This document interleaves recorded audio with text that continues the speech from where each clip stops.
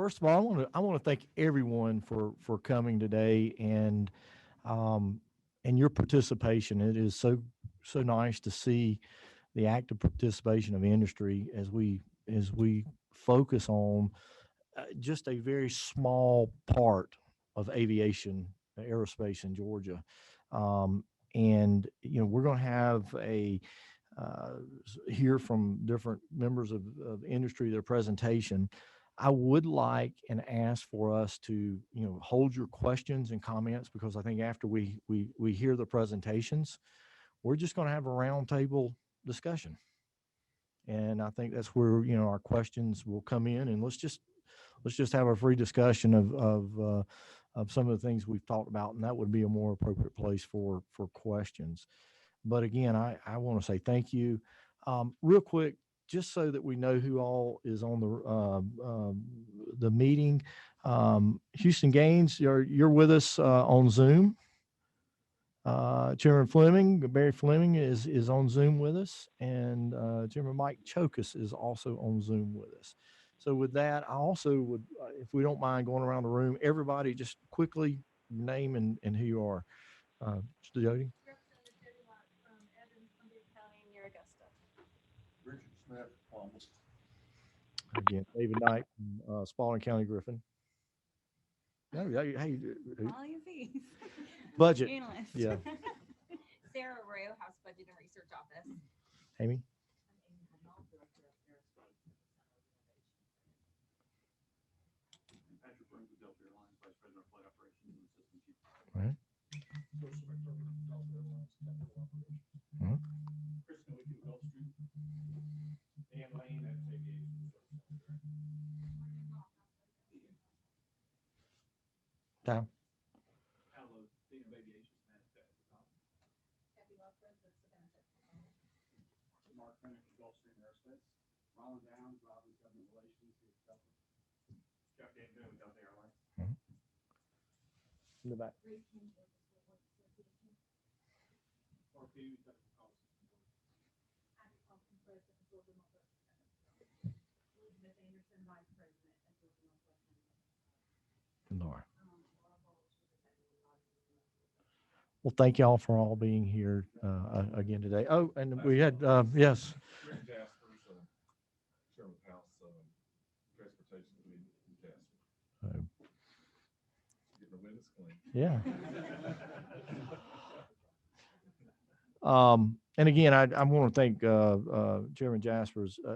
There's also the joint Senate and House Committee on aviation infrastructure, and so I think we're doing a pretty deep dive into a very important industry in Georgia this year. So again, thank you for being here and the input that we get. First, Amy, if Amy Hudnall from Department of Economic Development, I know you had a presentation that we did at the end of or towards the end of the session last year, but if you'll give us an update and talk to us again. All right.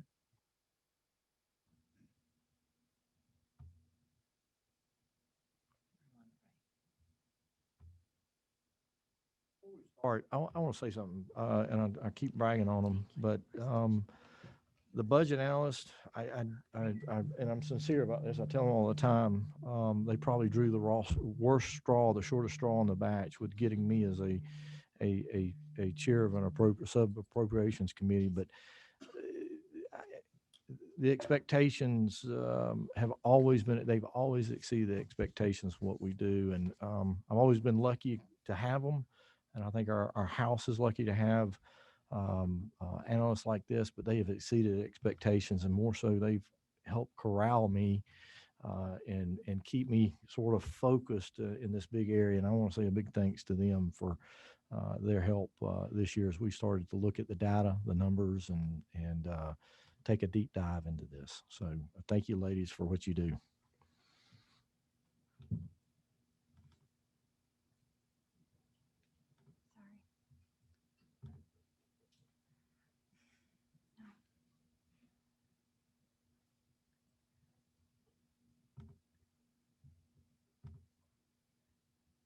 Okay, that's good.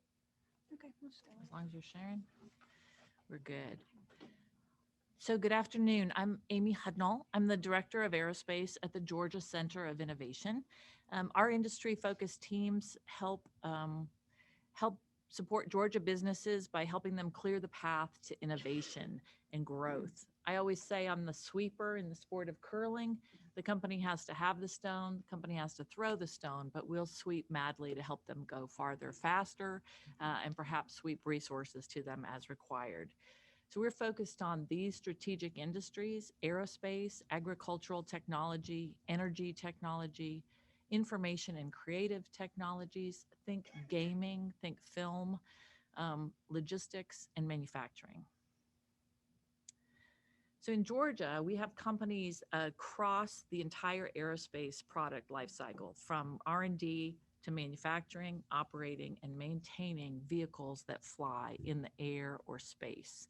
And we say aerospace because it covers all of the activities. We are predominantly an aviation focused, but we do have a space industry and many businesses in that sector. Georgia Aerospace is statewide. This is a color-coded scatter map that shows our 800 companies in largely 3 industry sector clusters: manufacturing, air transportation, and maintenance, repair, and overhaul, or MRO.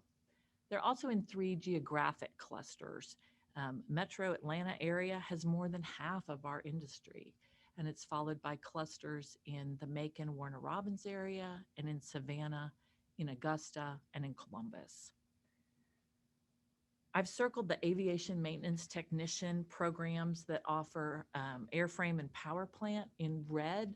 I know it's kind of small looking at it sideways, but we have 5 technical colleges. Those are black. Middle Georgia State University is in purple, and we have 1 commercial school, the Aviation Institute of Maintenance, and that's yellow. We're going to run through quite a few maps today. I think it makes it easier to see where our industry is and how its impact is distributed across our state. And I came up in the Air Force, so we need more pictures than words. So this is another look at our industry, focusing on the manufacturing cluster in the Southeast. Georgia's a great location to be a supplier. Within a 5-hour drive time of central Georgia, you can hit all of these major manufacturers. That opportunity is also a sign of our competition, both for jobs and the workforce to supply those jobs. So these scatter maps show our main industry sectors and some of the largest companies that are in each category. The bulk of our employment, again, is in manufacturing, MRO, and the air transportation sectors. While we do have a small number of space companies, what's not reflected here is the 314 contracts that Georgia companies completed for NASA, providing almost $25 million worth of goods, services, engineering, and training related to NASA's core mission. A similar note on the UAS side, you can barely see it. The changes in technology mean that more companies are just bringing UAS activities in-house instead of hiring a UAS company. So for example, Georgia Power, the Southern Company, they have their own in-house unmanned aircraft team, and they use that to inspect power lines and other services. So they don't contract that out, they've brought that in. We still try to track it a little bit, but it's a little bit harder because it's become enveloped in the industry themselves. It's a ubiquitous tool. UAS are becoming more and more like your cell phone. So we have a large number of suppliers and professional services companies here, and we decided they needed their own little maps. Boeing has over 200 Georgia suppliers. Lockheed has over 400. Many of those companies are supplying to multiple organizations. And those professional services, I say suppliers are more on the manufacturing parts, electrical harnesses, that kind of thing. Professional services is more on the engineering, information technology, or even aviation insurance. Georgia has the largest aviation insurance cluster in the US. So we've just completed our new economic impact study with Georgia Tech. This it's in draft form today. It's 2019 data. Economic data always tends to be about 2 years behind, but this is the latest and greatest. And it shows the economic impact of the aerospace industry on the state of Georgia as $68.2 billion. That is up 16% since the last report we did with 2017 data.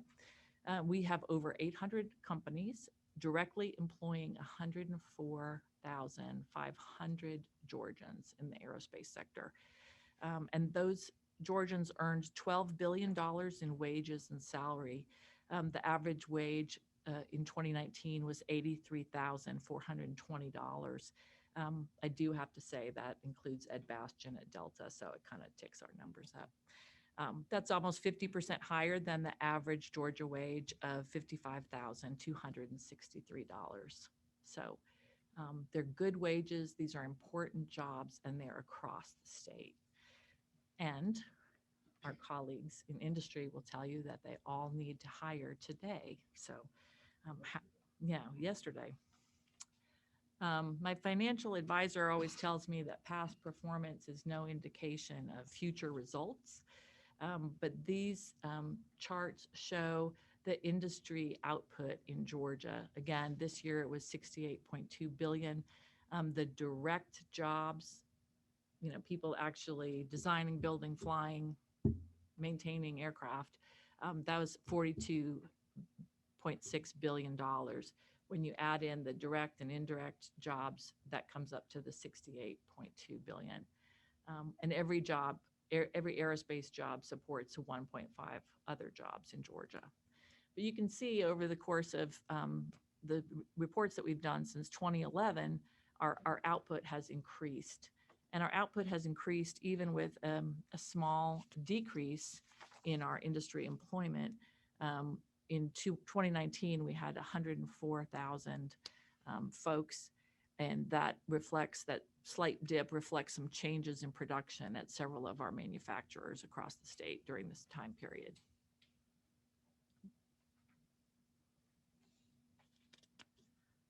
Okay, and this is another quick map to show you how the economic impact is broken down by geographic region, including the employment, the wages and salaries, and the output. And once again, you see, Atlanta has a large number on the employment, but the output is more spread out around the state. So I think that's a good plus. Those are small. The last time I was here, we talked a little bit in more detail about the sectors. Today, I'm just going to give you that quick refresher about our industry highlights. We can provide more information afterwards if you like. Hartsfield International was the busiest U.S. airport last year, and it was the second busiest globally. We'll see if we, get our number one in the world status again after the pandemic lessens. The 103 public airports across the state are a really important gateway for industry of whatever type. If a company's coming to look at Georgia for a location, our state is so big, they're not going to drive around. They're going to fly many times. So those 103 public airports are very important. They do their own economic impact study, and we've kind of parsed it out. And that impact is $73.7 billion. I just point that out. The numbers are different. I stick to design, build, fly, operate, maintain aircraft. You're touching the aircraft in some way. Their numbers include many other types of jobs, concessions, rental cars, hotels. So that vast employment, those numbers are a little bit different. I just want to point that out. On MRO, we are number 4 nationally. We just slipped to number 4 from number 3. Our employment dropped a little bit, and so that took us down to number 4. We have over 22,000 civil MRO employees, and they are across the state at Delta Tech Ops, at our Air Force bases. There's a lot of civilian employment there. It's over $3 billion in activity in 2020, just on the MRO side. And then in manufacturing, we are rated #1 by PricewaterhouseCoopers. Manufacturing of aerospace planes and parts is the #1 export of Georgia. Don't let anybody tell you it's poultry or peanuts or peaches. It is absolutely planes and parts, and it has been since 2004. Last year, it was $9.9 billion in exports, and that makes us 5th in the U.S.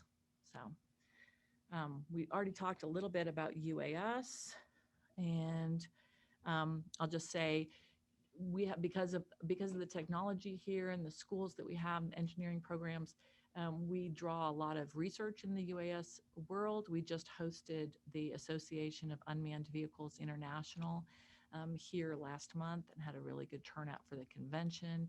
The local chapter had a great event where we were, we did 12 UAS demos and couple inside and the rest outside. It was a great opportunity to showcase the Georgia companies here.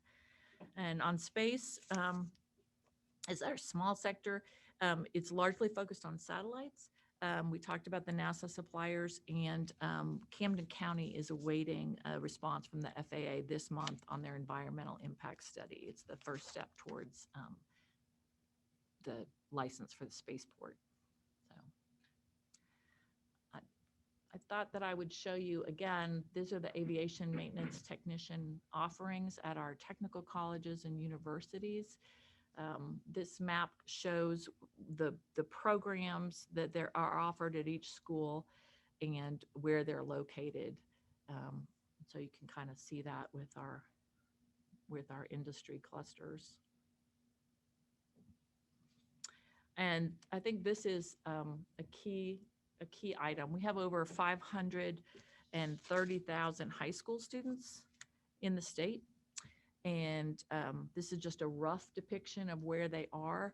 There are, several counties with greater than 30,000 high school students and a lot of counties that have fewer than 2,000. But this is the population, right, that needs to come into our technical colleges and universities. So how do we engage these high school students in a way that gets them excited about aerospace and aviation careers and that prepares them to take part in those rigorous programs? Okay. And just for the record, I have to say that the aerospace industry needs students in IT, in cybersecurity, in environmental science, really across the board. We're talking today about aviation maintenance technicians and pilots, but the need is large across the industry. Let's get through that one and just touch defense spending. In Georgia is a big business, over $7.2 billion in defense contracts within the state. Aerospace is 40% of that. And additionally, we have $6.8 billion in personnel spending. Together, that makes us the 13th largest defense spending state. And it's an important thing to consider. It's not just the installations themselves, it's the quality of people that come into those installations, the people that separate here that could be, drawn into our civilian industry. And it's an important resource for the state. Civilian maintenance, repair, and overhaul employment at Robbins, Dobbins, and Moody accounts for about 16% of our aerospace employment.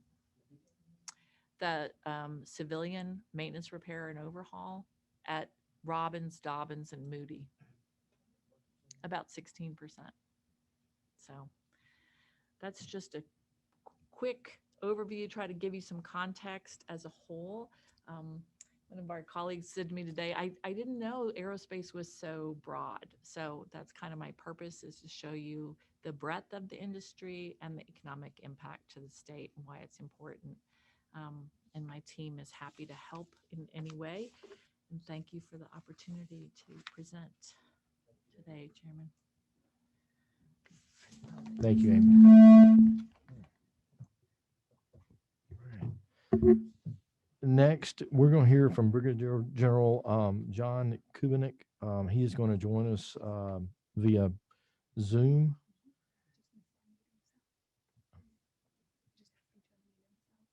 Okay. And General, if you would you unmute yourself? Can you hear me okay now, Mr. Chairman? Yes, sir. All right, And great. thank you for joining us. And I think as we just heard, the military component is very important in Georgia. And I personally, my family's from Warner Robins, grew up there, and I moved away when I was 10. But I know my family and a lot of my friends, were worked directly on or with the Air Force Base and Warner Robins. So a very important part of Georgia, certainly Middle Georgia, but a very important part of Georgia as a whole. So thank you for joining us. Yes, sir. Thank you, Mr. Chairman and committee members, for allowing me to talk to you today. More importantly, thank you for all that you're doing and that you have done for this state. You and your colleagues have put us in the position to be successful in the aviation industry today, and I thank you for that. It's important for our state, but it's also important for our nation's defense. And the way that you have strengthened our technical college system and our university system is what allows us to be in the position we are today that Amy just talked about. And that was a great briefing by Amy. My name is John Kubenick. I'm the president and CEO of the 21st Century Partnership here in Warner Robins right now. I'm a retired brigadier general from the Air Force and served in uniform for 32 years, and it was an honor to do so. But because of that, I have some scars about PowerPoint. So I hope Mr. Chairman, you'll forgive me for not having a PowerPoint presentation. I swear off of it in retirement. So a little bit about 21st Century Partnership, if you're not familiar, we're a nonprofit 501c3 that was founded in 1993 here in Warner Robins. We're really a highly specialized development agency that's focused exclusively on protecting and supporting Robins Air Force Base. Again, we were formed in 93 when Robins was put on the BRAC list. Again, it was on the BRAC list in 1995. And in 95, the Air Force went from 5 Air Force depots where we do maintenance, repair, and overhaul modification down to 3. Because of the efforts of my predecessors and our legislators, especially Senator Nunn, we were able to keep Robins off that BRAC list and grow Robins to what it is today. And what it is today is a $3.5 billion, I'll say that again in case you didn't catch that, $3.5 billion economic impact for Middle Georgia is what Robins Air Force Base does today. We employ 24,000 people at Robins. So each and every day, 24,000 people come in and out of our gates. And so I would advise in the morning and afternoon, you're not close to our gates because it's a traffic jam. 24,000 people employed here at Robins. The largest mission at Robins is the Warner Robins Air Logistics Complex. That's the organization and the unit that I was honored to command. I was the commanding general of that unit for 4 years. And that's 8,000 people that work in the Air Logistics Complex that do maintenance, repair, overhaul, and modification on airplanes, aircraft components, and aircraft avionics and electronics, all here at Robins. And one thing, I've spent a lot of time in a lot of different bases in our Air Force, and one thing that makes Robins unique, and there's only a few like it, is the number of civilians that are actually at Robins. So of the 24,000 folks that work here, over 17,000 are government civilians, Air Force civilians, which means they're Georgians. That means their families are Georgians, and a lot of folks are multi-generational workers out here at Robins.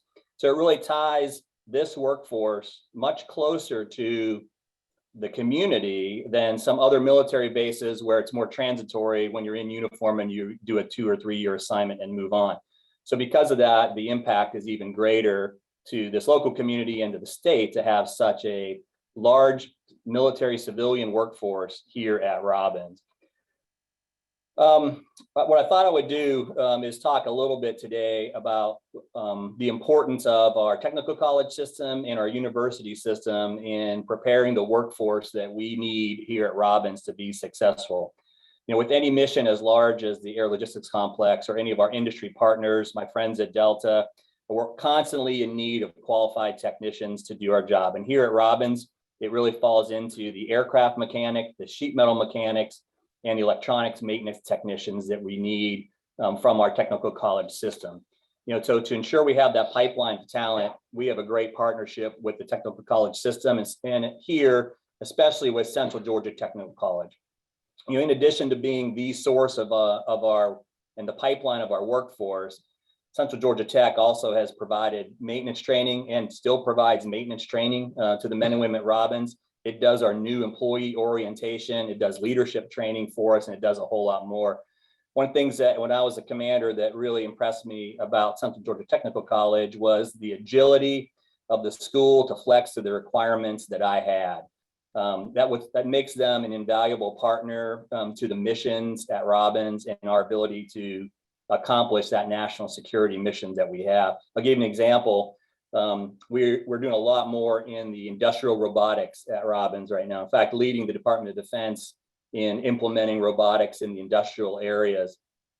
But because of that, we needed to up our robotic operator training. And so we went to Central Georgia Tech, asked them to get a course stood up, and within no time, they stood up a course for us to be able to train our technicians. We do a lot of D-paint, and we're trying to do more D-paint with robotics. And so we take some of our D-paint technicians, run them through a course at Central Georgia Tech for them to be able to then operate a D-paint robot. It takes those technicians out of a less than healthy environment, if you will, or potential hazardous environment, teaches them new skills. And that partnership with the technical college has been tremendous for us.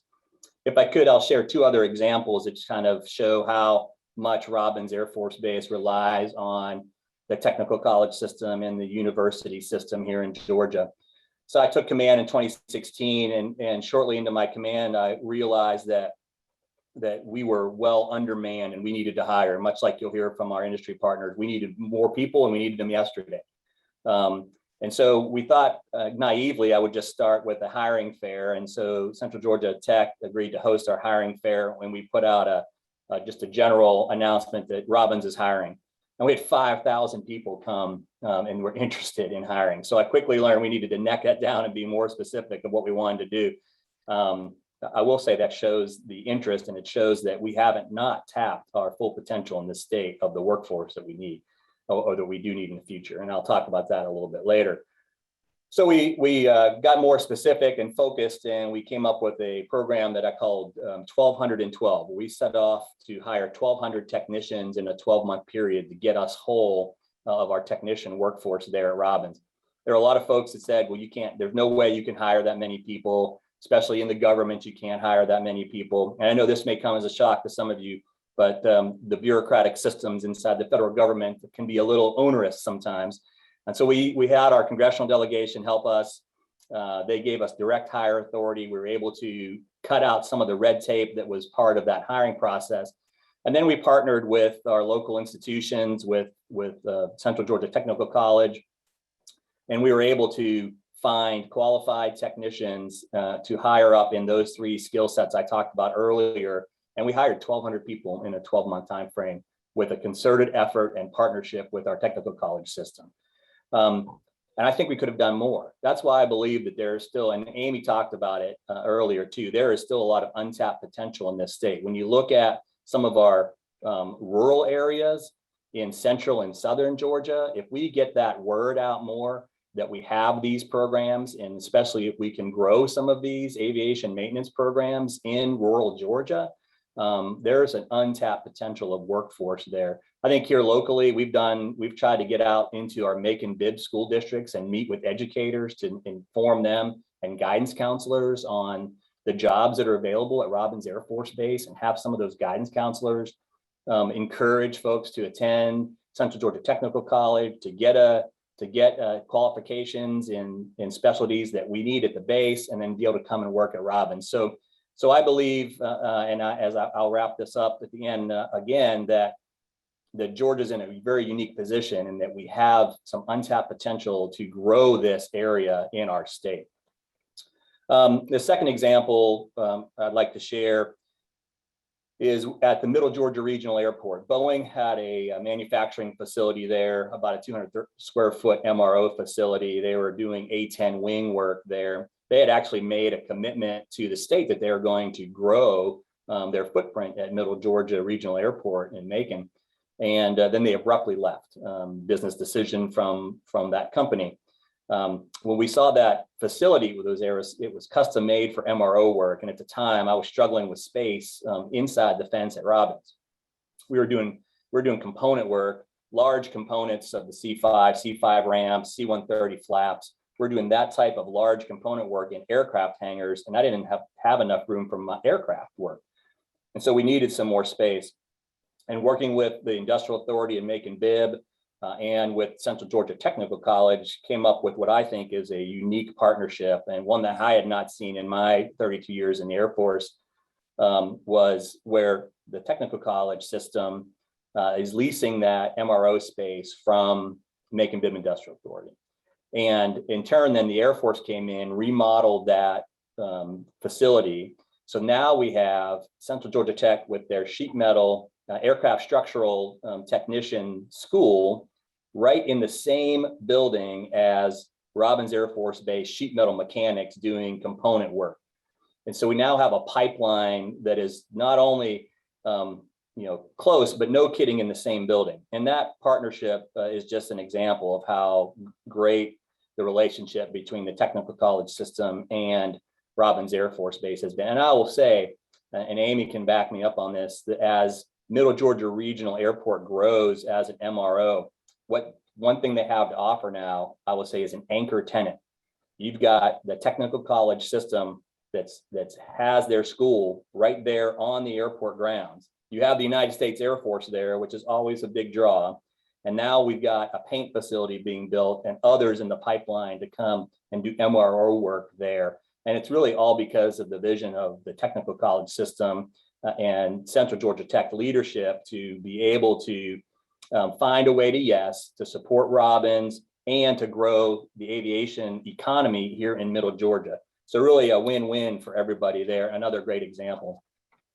Mr. Chairman, before I close, I wanted to briefly discuss one other component. I know we're talking about pilots and technicians today, but there's one part of the aviation mission that isn't always directly associated, but still is critical to the future success of aviation here in the state. And that's the need for engineers and software developers here in the state of Georgia, and especially here in Middle Georgia and Robins Air Force Base. I think, a few years ago, the Boeing 737 MAX issue really opened a lot of people's eyes to just how software intensive our aircraft are these days. I mean, really, as you look at the new Air Force weapon systems, F-35 is a great example. They are really flying computers. They are computers that happen to fly in the air and strap on bombs and go take care of the nation's business. So because of that, here at Robins, we have over 1,500 software engineers that are part of the air logistics complex here that write the code for those aircraft. So whether that's the code for the flight control system or the code for the electronic warfare system or the radar, I mean, that code is being written and being updated constantly, just like our phones have to be updated constantly. That software is being updated constantly by engineers here at Robins Air Force Base. And as we look to the new missions that are going to be coming to Robins in the future, one of those new missions is going to be unmanned aircraft. Another is going to be very focused on command and control. And those missions are going to require more and more engineers, software developers, information technology specialists that we'll need in the future. And so those missions are going to continue to happen. If we're going to be successful in aerospace, then the work that you all have done supporting the university system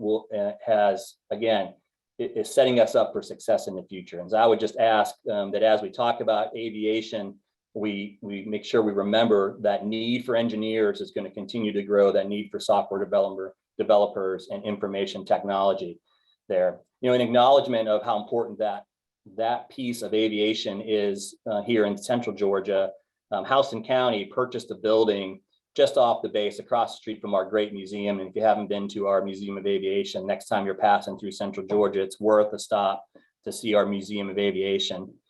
The county bought a building right across the street from our museum. They purchased it for the base and for the software mission.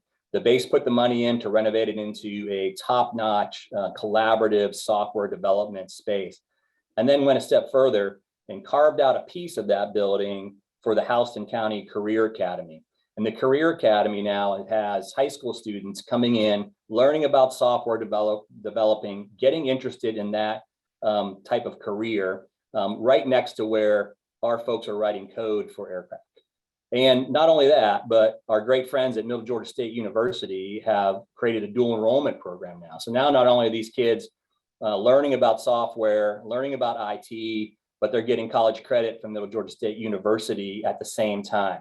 And so, I mean, it's that kind of vision that our university system, our technical colleges, our counties, you all in the State House have, that will set us up for the future there. And so in closing, Mr. Chairman, again, thank you for allowing me to be a part of this. I mean, I think it's clear, Amy's briefing and what you're going to hear today, that the demand for aviation related professionals is growing. It's going to be a critical piece to our economy. But I want you to remember not just our economy in this state, but also to our nation's defense as we continue to support the mission here at Robbins and make sure we have the workforce of the future to do that. So I just want to thank you all, thank the state for all it's done. I think we are well positioned to meet the needs that we have with your continued support and your strategic investment into already proven programs that we're blessed to have here. I think we'll be able to meet the demands we need and continue to grow and even become a stronger aviation state. So, Mr. Chairman, again, thank you. I look forward to your questions later. Thank you, General. And again, our roundtable discussion, we'll have a free flow of discussion and questions then. So, General, hang in there with us. Our next presenters are going to be from Delta. I don't know who's going first. Patrick, are you? All right. Patrick Burns is Vice President of Flight Ops and the System Chief Pilot.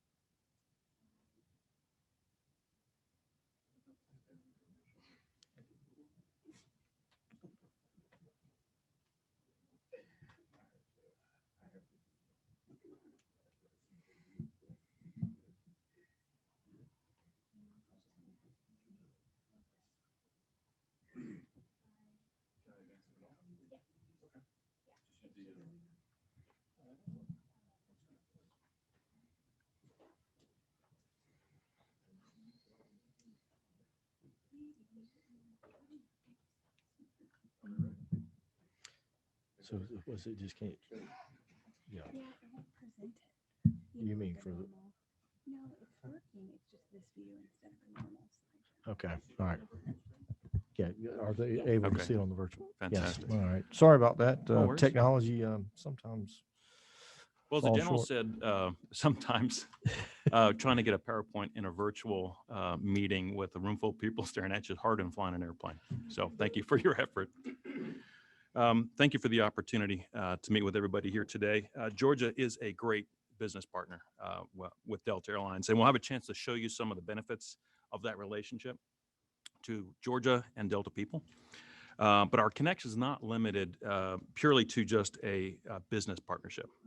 Delta takes our corporate citizenship very seriously, as demonstrated by our significant investment in education. And I had our Delta Foundation give me a kind of a short list of partnerships with Emory University, Georgia Institute of Technology, Georgia Tech, Georgia State University, University of Georgia, Technical Colleges of Georgia, Morehouse College, Clark Atlanta University, Spelman College, Junior Achievement of Georgia, and 3 DE schools as a list of that partnership. And very proud also of the partnership with the state of Georgia to vaccinate over 115,000 Georgia residents at the Georgia Emergency Management Agency's largest mass vaccination site located at Delta's Flight Museum. That's almost 35% of all the vaccinations in the state. And again, very proud of that partnership. Now, today we're here to share some of our corporate high-level projected employment needs, and I'll talk a little bit more about flight operations, and my colleague and friend Joe will talk a little bit more about technical operations as well. So there it is. The presence in Georgia, Delta is Georgia's largest employer with over 34,000 employees. And as a sign of the momentum of the ongoing recovery we're seeing, we've hired over 2,000 Georgians just in 2021. The pre-pandemic economic impact of $43.5 billion is significant, certainly. And trust me when I say we're working hard to get back to that number and surpass it here as quick as we can. You'll see Atlanta by far is Delta's largest hub. And as Ms. Hudnall said, we're going to race back to be the #1 busiest airport in the world as measured by passenger traffic as well. 800 plus destinations, over 200 destinations around the major continents around the world. And as you can see on the map there, service to our regional areas is very important to the state as well. Like many Georgia businesses, COVID had a devastating impact on our business. And you can see some of the amazing numbers I have up there on the screen, $12.4 billion loss in 2020. And as you can see there as well, at our lowest point, April and May of 20, our operations and our revenue were down 95%. We grounded 600 of our 850 plus aircraft in order to weather the storm. And if there was any silver lining in this experience, it was our Delta difference, the spirit of Delta, our employees that banded together and rallied to get us through the worst of this impact. You can see there are tens of thousands of employees opted for unpaid leaves. We had thousands more take early retirement packages to stem that $100 million per day loss. Even pilot math can figure out in 10 days, that's $1 billion. Went from $100 million a day, working very hard, making significant changes, pivoting as we needed to. So by the end of 2020, that loss was closer to $10 million a day, and then going through Q1 and Q2 of 2021, turning that around to cash positive, to very favorable conditions right now, post-pandemic, certainly not through the recovery, but working hard to ensure our success in the future. I want to talk a little about the recovery. Nobody here thinks that the recovery is as easy as forwarding a slide in a PowerPoint. We've got a lot of work to do still, but as General Kubinick said, we're just not here to talk about pilots and AMTs. If you look at the demand for jobs at Delta and the need for jobs, there's a lot of opportunity here. And as I said before, from early 2020 through the first quarter of this year, we worked hard to recover as demand returned. And although not yet to pre-pandemic customer levels or income, you can see here the demand has driven a substantial need to hire highly educated and well-paid employees. And as my colleague Joe and I talk about all the time, if you can think about a career, you can probably do it at Delta Airlines. These positions on the screen here are the ones that are most familiar. Reservations care centers hiring 1,300 reservation specialists. Now, these numbers are system-wide numbers and roughly 12 to 18-month time frame. Our airport customer service agents, they had 200 hiring events, hired already 2,000 employees with 1,200 more coming. Tech ops, 1,600 positions. I'll talk a little bit about the pilots that are coming here in the near future, and 3,000 flight attendants as well. But again, career opportunities abound. Marketing, finance, engineering, as the general mentioned. You can be a vet at Delta and care for the animals that we transport. Cyber and software are critical components of our business as well. So a lot of opportunity, and we're working hard to partner with this organization, this group here, to ensure our success. So if we jump into flight operations, as we say here by the numbers, Atlanta by far is Delta's largest hub. And we have roughly 12,500, 13,000 pilots, so fully a third, a little bit more than a third of our pilots are based right here in Atlanta. And that stat next to that, I think, is important. Just our Atlanta base is larger than all of Alaska's pilot ranks, as well as JetBlue, Air France, and British Airways. Just our Atlanta base is larger than any one of those airlines. And if you look at our largest hub, it's 25% larger than American's largest hub in DFW. And I put some numbers up there to show some average compensation. These are representative and relatively conservative, and the numbers vary by what type of equipment a pilot chooses to fly or what they can hold from a seniority perspective, and how much flying they want to do. This is kind of an average number of hours. The 82,000 for that new hire is a flat rate as you come into the company, and that 6-year number there is a narrow body first officer, and that 12-year number is a wide body captain. Again, representative of the earning potential. Again, highly skilled and well-paying jobs. So let me get into a little bit of the meat here. From a flight ops perspective and our hiring plans, the 1,000 new pilots in the next year is enough pilots to get into our ranks in order to support summer of 22 flying. So not in a year, in less than a year, we're going to bring an additional 1,000 pilots, and about a third of those based here in Atlanta. And looking a little bit further out, not much, 8 or 9 years, by the end of 2030, we're looking at 4,800 pilot retirements by the end of 2030. And that is meeting the age 65 mandatory retirement age. That's a generational shift in the amount of pilots that are currently in our ranks. Another third, actually a little bit more than a third of our pilot ranks. Under that, we have in there some recruiting strategies. These are somewhat traditional. We get our pilots from the regional and other airlines, from corporate aviation, from outreach programs, and from the military.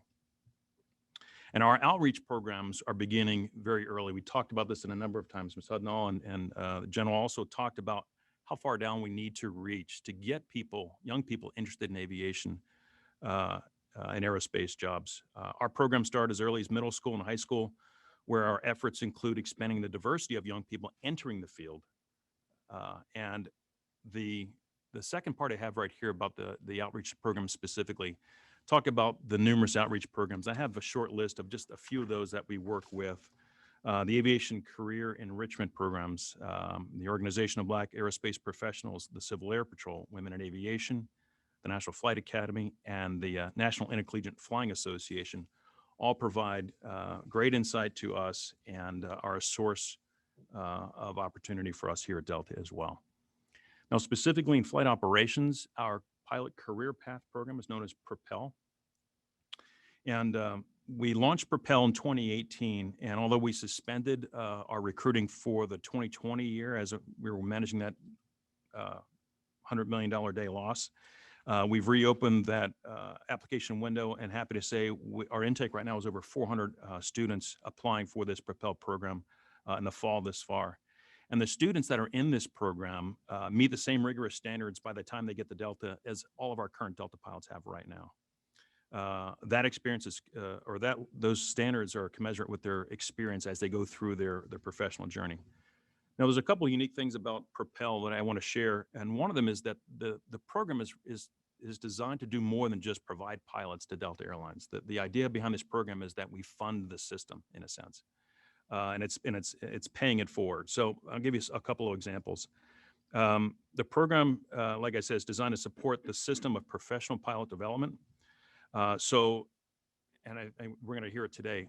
Regional airlines, corporate flight departments, flight schools, are all of us are challenged with pilot supply. So if we do this right, we can address that entire throughput. And the expectation for our Propel pilots is that they flight instruct at the school that they graduate from for a defined period of time, And that supports the next generation of students and the integrity of their flight training rather than leave a school mid-semester as soon as they're qualified to go to the regionals. And that can be devastating to any university flight training program where their most experienced people are picked up as soon as they can. So this program, once they are in the program, they have a defined path and a guaranteed job. Once they meet all of the program benchmarks. And so the motivation for them now is to, right, do the best they can where they are. So at the flight school level, and then the regionals get highly educated and motivated pilots for a defined period at the regional to fund their needs before they gain enough experience to get the Delta Airlines. So we think the program itself, like I said, selfishly gives me the pilots that I need, but really does a lot to feed the infrastructure that we all support as well. Now, I think Propel is also unique in the fact that it offers students the option of joining the National Guard or Reserve coming out of college to allow them to follow a pathway to Delta while supporting our military flying mission and serve our country. It's unique in a program like that, where we have students that come out that have a choice of which avenue, which path they want to take in their professional pilot career. At the end of that path, if we're lucky, we get them as well. Now, proud to say, and I'll a little selfishly say this as well, I've got 2 boys at our university in Middle Georgia. Middle Georgia was the first school we welcomed into the Propel program.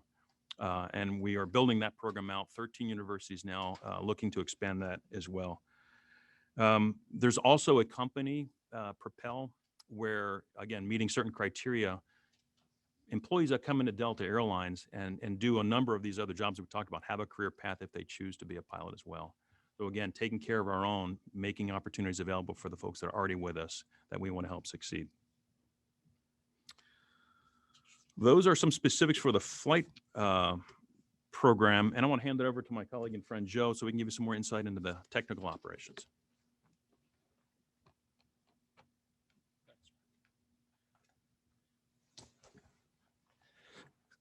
All righty. Thank you, Mr. Chairman. We'll get you updated on Tech Ops and what we're doing on Tech Ops. Tech Ops is actually North America's largest MRO collectively. How do you move this? Good luck. Yeah, I see that. Just use the arrow on the keypad. Did it move? Yeah, it's there. Okay. Tech Ops is the largest MRO in North America. Most people don't realize that because we're associated with an airline. But right here in Atlanta Hartsfield, Tech Ops has a significant presence. It makes up that overall MRO footprint for the entire country. We employ more than 10,000 highly skilled technicians, engineers, and related. So a pretty significant workforce, and 6,500 of those sit underneath the Fly Delta Jet sign that you see at the airport, sit right there underneath that sign, managing this entire MRO, primarily through the engine front, where we do engine overhauls for a significant number of customers, 150 to be exact. Delta Airlines being our #1 customer, as well as civilian and military, other government partners. We get into the component fields, we get into engineering or engines, engineering, airframe maintenance, as well as manufacturing. So we cover all aspects of the MRO footprint. And we have a lot of great partnerships out there. Our impact right there underneath that sign is $1 billion in total revenue that we bring in to Delta Airlines. And we're going to continue to grow with a pretty aggressive growth schedule over the next couple of years. We recently opened up a new engine test cell facility at Hartsfield-Jackson. It was a $350 million investment for us to be able to expand our footprint and capabilities. And we have significant partnerships with Rolls-Royce, Pratt & Whitney, and others to be able to continue providing engines, engine overhauls, component overhauls to the industry and worldwide partners. We maintain 800 of Delta's aircraft internally with, I would venture to say, and I think my colleague would agree, is the highest reliability rates within the industry and teams in terms of on time and all those things that we measure. So we take great pride in that. And in 7.5 years, our technicians' average salary now is just over $100,000 a year, not including benefits, which is a really good salary overall. with the 2 licensed AMT starting at the $59,000 range. I'll go to the next thing. We'll talk a little bit about Georgia. We'll keep with the same theme. The original side said 1,500. It's actually 1,598 positions is what we're hiring at Tech Ops as a result of the overall growth and the recovery that we're going through. 1,000 of those, at least 1,000 of those, will be right here in the state of Georgia. We're a little more aggressive. We need most of those by year end. If you can imagine that, as we're continuing through the recovery, for us to be able to prep for summer of 22. And that recruiting and that hiring will actually continue into next year. We're projecting about another 800 that we'll need going into next year for continued growth and for the forecast that we're seeing as those MRO customers begin to send us all of their work that they have out there, around the world and shipping all that stuff in. So we're going to have our hands full and a lot of work to do to be able to get that talent brought in. There's 2 things that are going on, and we hear about the pilot shortages overall, but we also have an aging workforce within the technician workforce.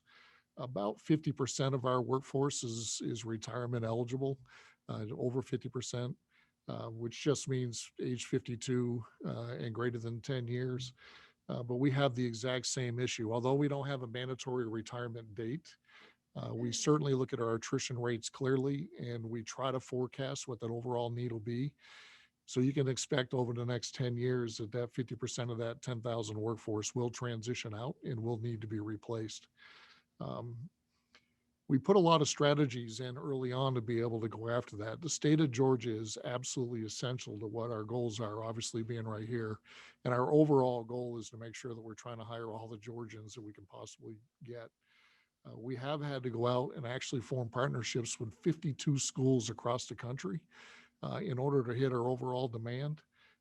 And we absolutely are partnered with every single school in the state of Georgia. All 5 of the technical college systems of Georgia schools that are AMP.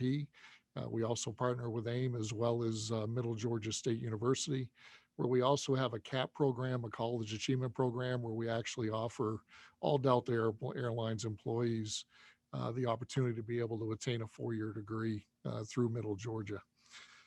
So we have a lot of close partnerships.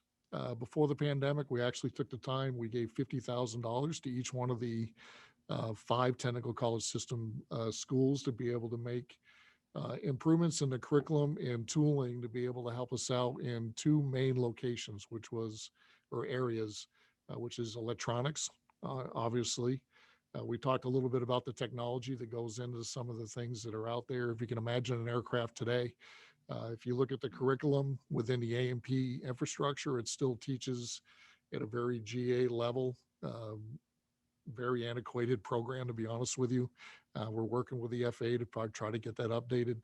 But if you take that to what an A350 requires today from a technician, being the fully electronic digital platform, software, all those other things, trying to close that gap between that analog type systems and then taking these students to create these A350 technicians out of.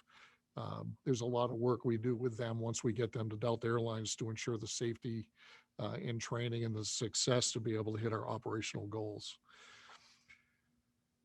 We also have what we call a MPE program. We're the only major airline that's approved within the DoD Skill Bridge program, where we're actually looking at different MOSs within the military. We know exactly which ones produces AMP mechanics when they come out. I am actually a product of that. I was a veteran. I came out. I was able to test out to get my license.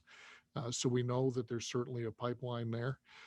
We work with the military, so the last 6 months of their enlistment, they can actually come to Delta Airlines. We put them through some training. And in the end, we can offer them a job at the end of that 6 months. Really helps because they've got the experience, they've got the discipline and everything required to take on some of our positions. And then externally, we spend a lot of time with our diversity councils and diversity programs. We're out there and we're trying to get into all the schools. We're part of the Atlanta College of Career Academy that is going to be starting up. We're making sure we're board members there.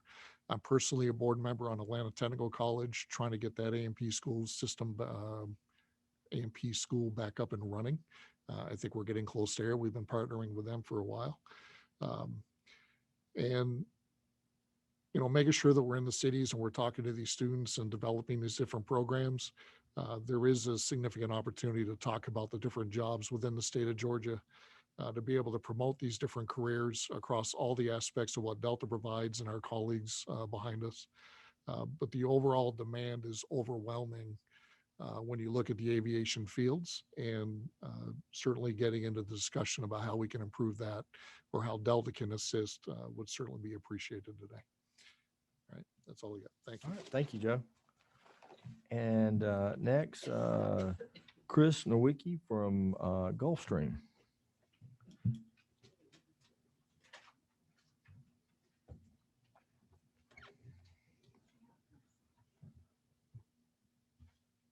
Should have waited. When people stand up, that's when they break.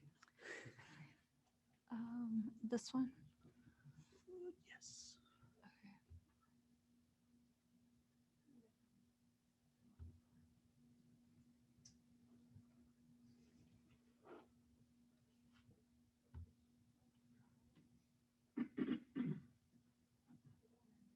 Chris, we want to know if you flew up on one of those today. Not this time.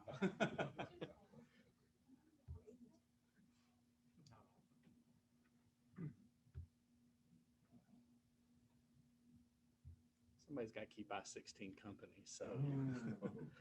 No, they don't. No, they don't. They need a flight down there. I take that route very often with you all. Well, good afternoon, Mr. Chairman, committee members. It's really good to be here with you today, talking about something that I know myself and colleagues at Gulfstream and obviously fellow industry partners in the room are all very, very passionate about is aviation and what a great industry it is for the state and that continued workforce. So I'm going to spend a few minutes talking to you all about sort of a quick update on Gulfstream, but then a lot of our areas that we're working in on the talent pipeline from both the high school level as well as the technical and university system partnerships.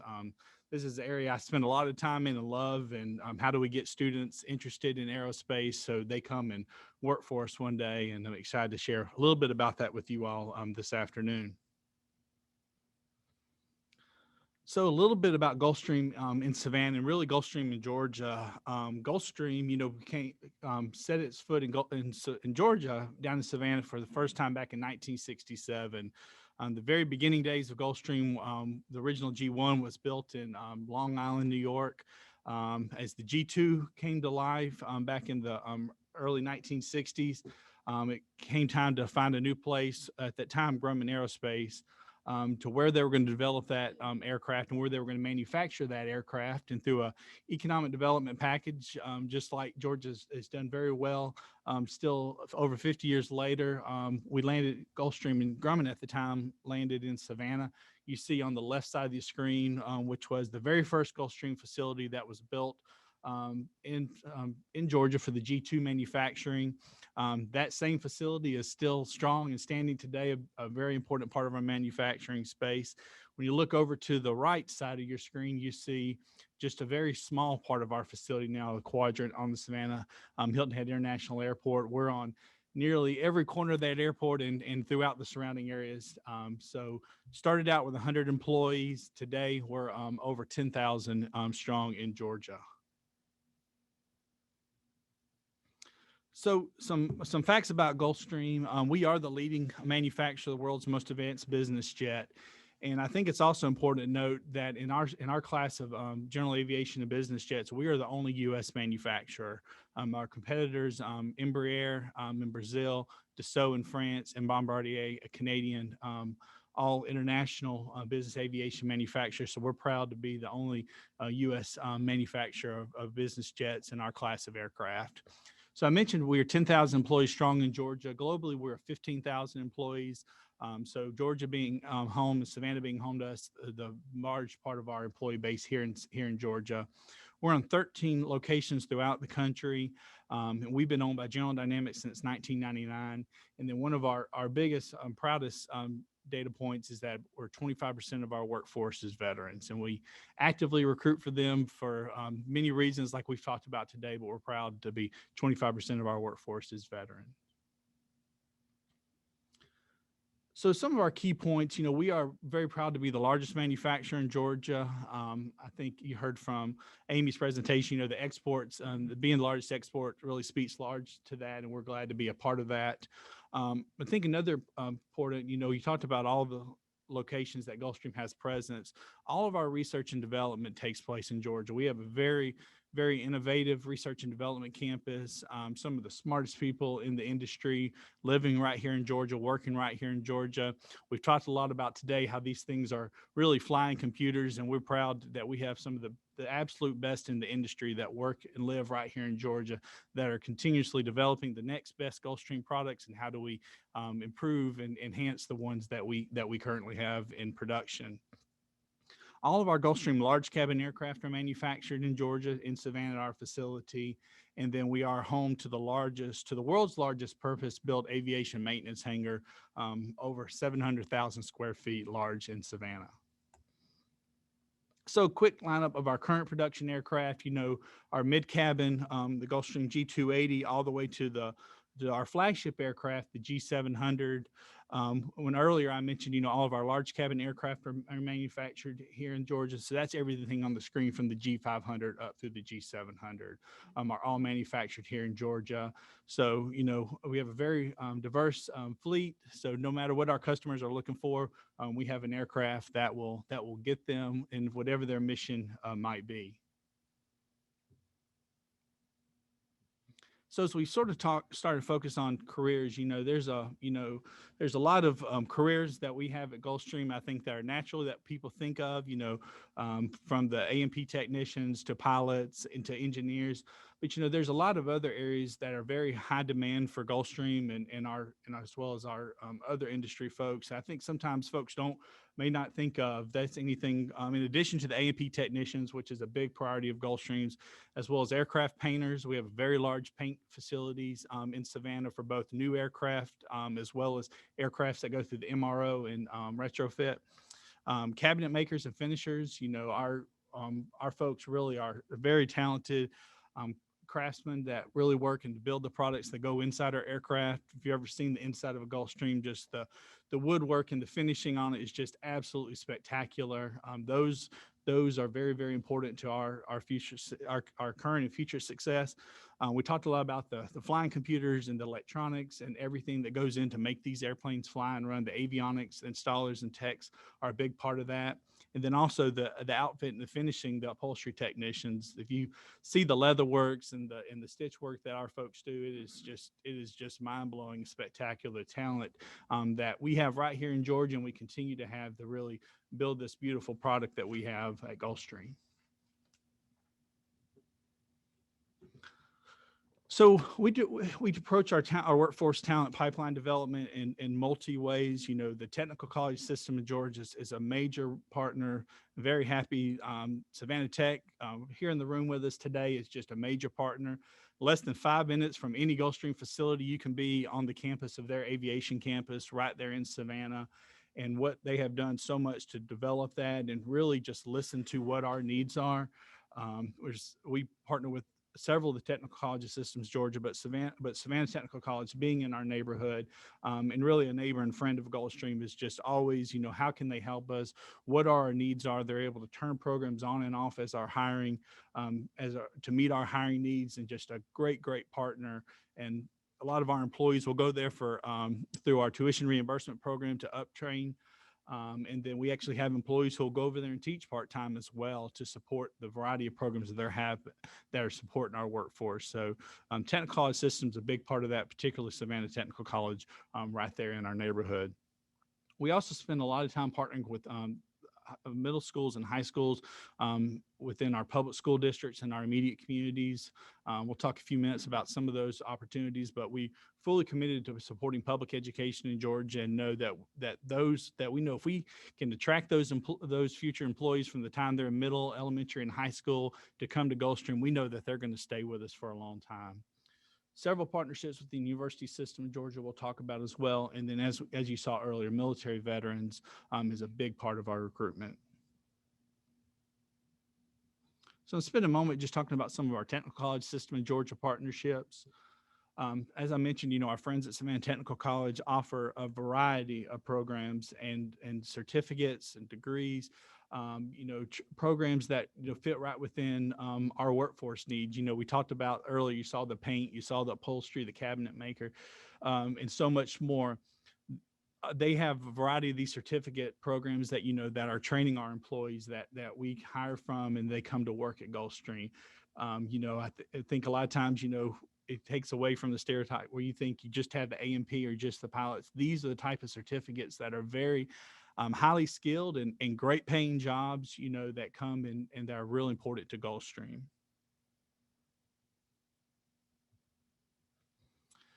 Down, we have another, so Savannah, Georgia. Savannah is our headquarters, but with a lot of folks, we also have a facility down the road in Brunswick as well. And Coastal Pines Technical College offers some certificate programs as well that support our operations there, but also Savannah's close enough where they will come to work in Savannah as well, particularly in their metals programs and their CNC, all their certificate programs that support our back shops at Gulfstream locations as well. And I will also point out their campus too is right across the road from our Gulfstream facility at the Brunswick Airport. So when we talk about high school programs, something that gets me really excited because it's so important to start younger and younger to get that interest in students' minds. As I mentioned, we're really focused on public education and how do we partner with our career and tech education directors throughout the school district, particularly in our region where our facilities are, our college and career academies, which have been just a wonderful asset to our communities. You see on the screen, several of partners in the school districts that we partner with, then right there in our community, because they're offering programs and that's the one thing I will say that it's been such good about our career and tech programs and our college and career academies is just how they listen to the business community and want to offer programs that are going to because they want success and jobs and careers for their students after they graduate, and know that listening to the business community is key to that.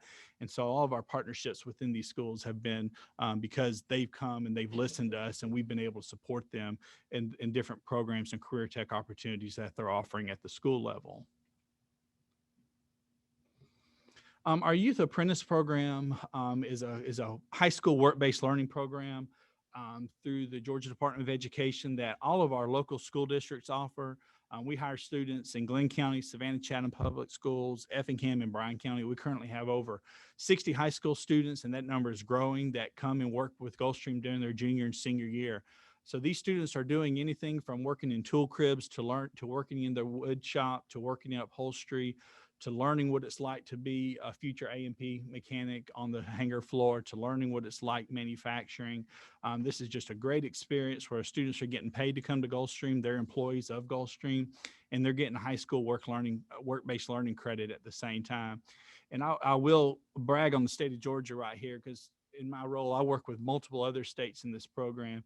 And I'll tell you, in all the work-based learning programs, the high school level, Georgia's got it right. They really excel.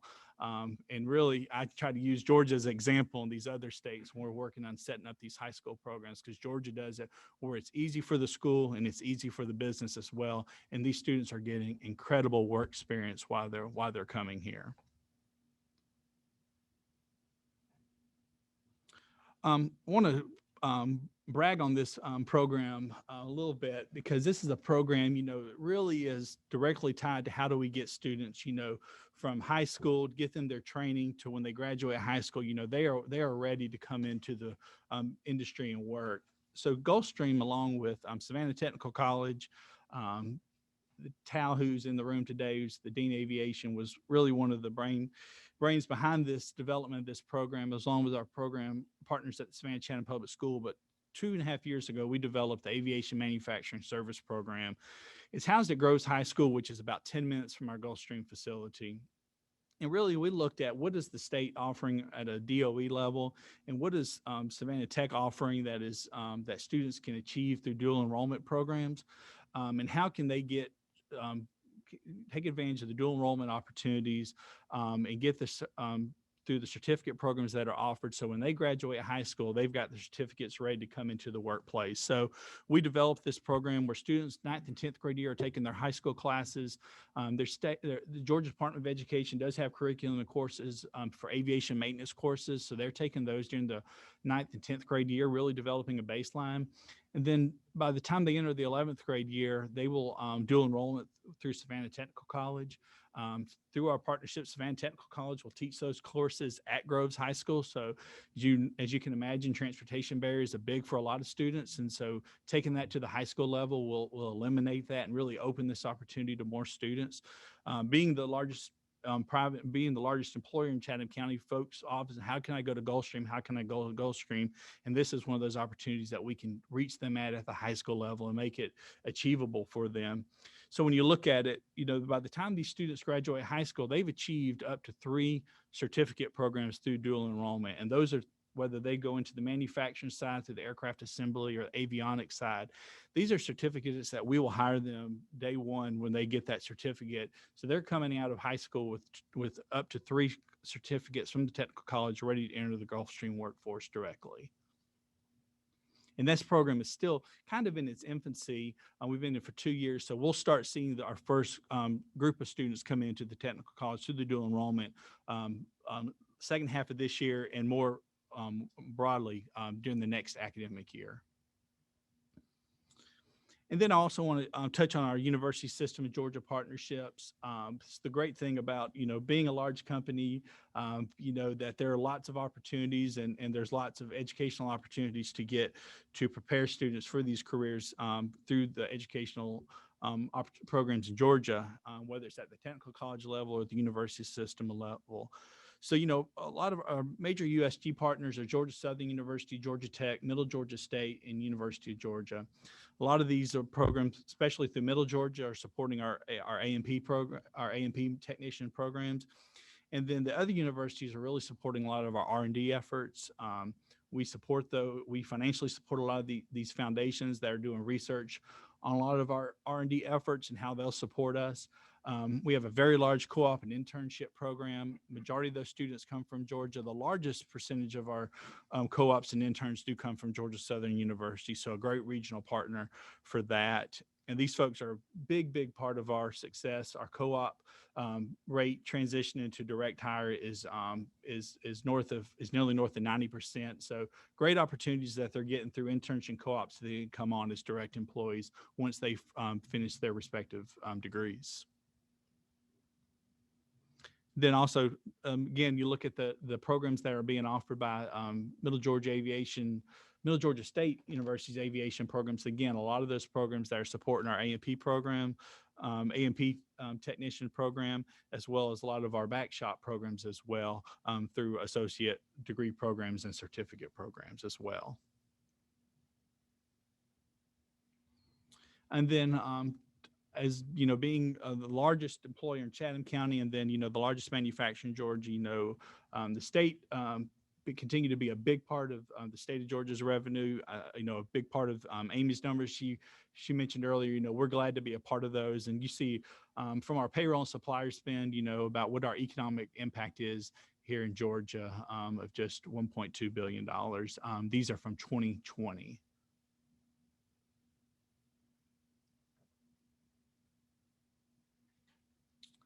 And that's my piece.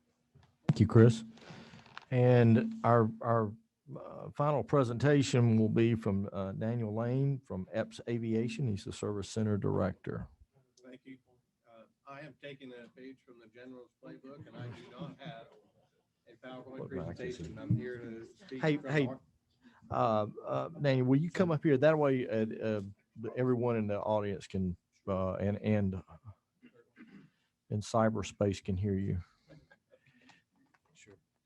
So again, I'm Dan Lane, Service Center Director with Epps, providing a general aviation MRO perspective. I am an A&P, have been for 30 years, and I'm actually a product of a school here in Georgia, which no longer exists, Clayton State College.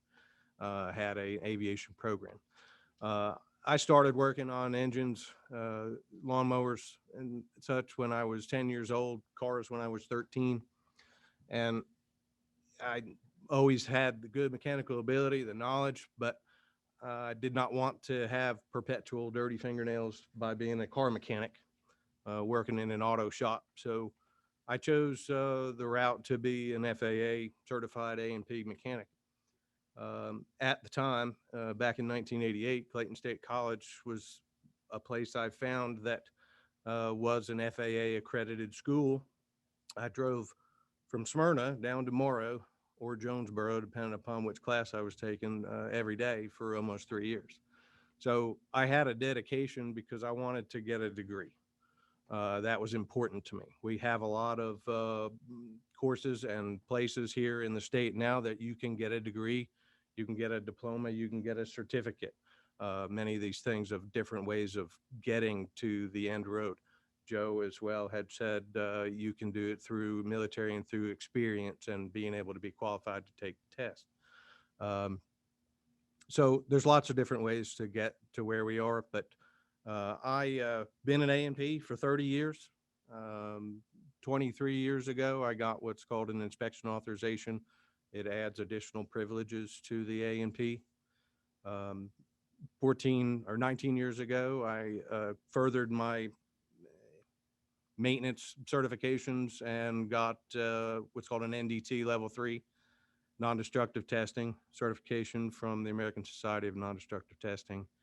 And in 2007, continued to work on maintenance type certifications, and I'm a designated airworthiness representative on behalf of the FAA, allowing me to do aircraft certification functions, import, export of aircraft parts. I can issue airworthiness certificates, special flight permits and such for aircraft on behalf of the FAA. And I've been doing that since 2007. So in addition to working for EPS for 29 years, for the past 14 years, I've also operated my own business as a DAR, and I contract with EPS to perform those services through them as well as on my own.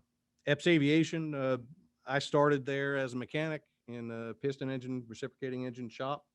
Worked there for a number of years, became a crew chief in that shop. After 2 years of crew chief in that shop, I moved over to a crew chief in the turboprop shop there working on Mitsubishi MU2s. And in December of 2000, became the chief inspector for EPS Aviation and held that position as well as the FAA accountable manager for 19 years.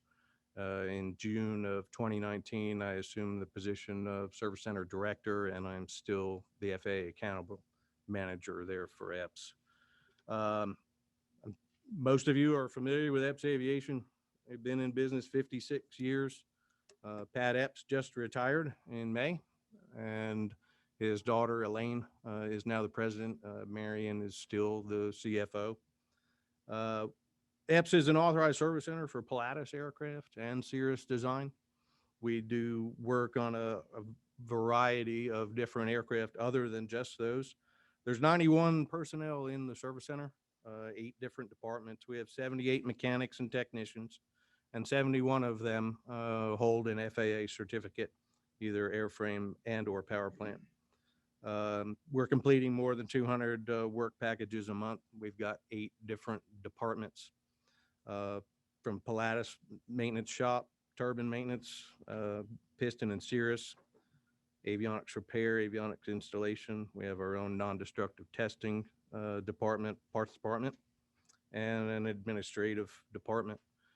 So I'm here, and the goal here today is to be able to increase the awareness of the career opportunities in aviation. There's much more than mechanics and pilots, as others have made mention to, but increasing the graduation rate. I've heard that graduation rates are not that great of those that are coming into the schools. So how is it that we get people with a better knowledge of what to expect when they get out, and as well as those coming in? Delta has huge plans or programs that they have with many of the schools, to help bring folks in for them. EPS or the general aviation community doesn't have that kind of resource. So we are very challenged. I have had a ad for A&P mechanics for 60 days. I got 0 resumes. And that ad just, I let it lapse, obviously. And that just ended this past week. So it's very difficult right now to try and hire new mechanics. Producing a better trained mechanic. We know there's different ways for folks to get an A&P, and to set real expectations for the goals for these graduates. I spoke to some folks earlier. You have to have a passion, I think, to get in to aviation and want to be an A&P and go towards the general aviation route. You heard some numbers of what the mechanics are making at the airlines, and I will guarantee you it's more than what you're going to make in general aviation. But it's a different job scope. It's a different work. It's a different environment. So you have to set the expectations for those coming into these technical, either the certificate programs, degree programs, or diploma programs of what is it that you want coming out the other side. I know school and you see the advertisements and you're going to make $80,000 a year coming out with a certificate. In general aviation, that's just not realistic. And I'm certain that Delta is not hiring a 0 experience A&P at $80,000 a year. So expectations need to be set realistically. General aviation perspective, things are different in maintenance for GA versus an airline. One of the top parts of that, airlines operate under different FAA rules.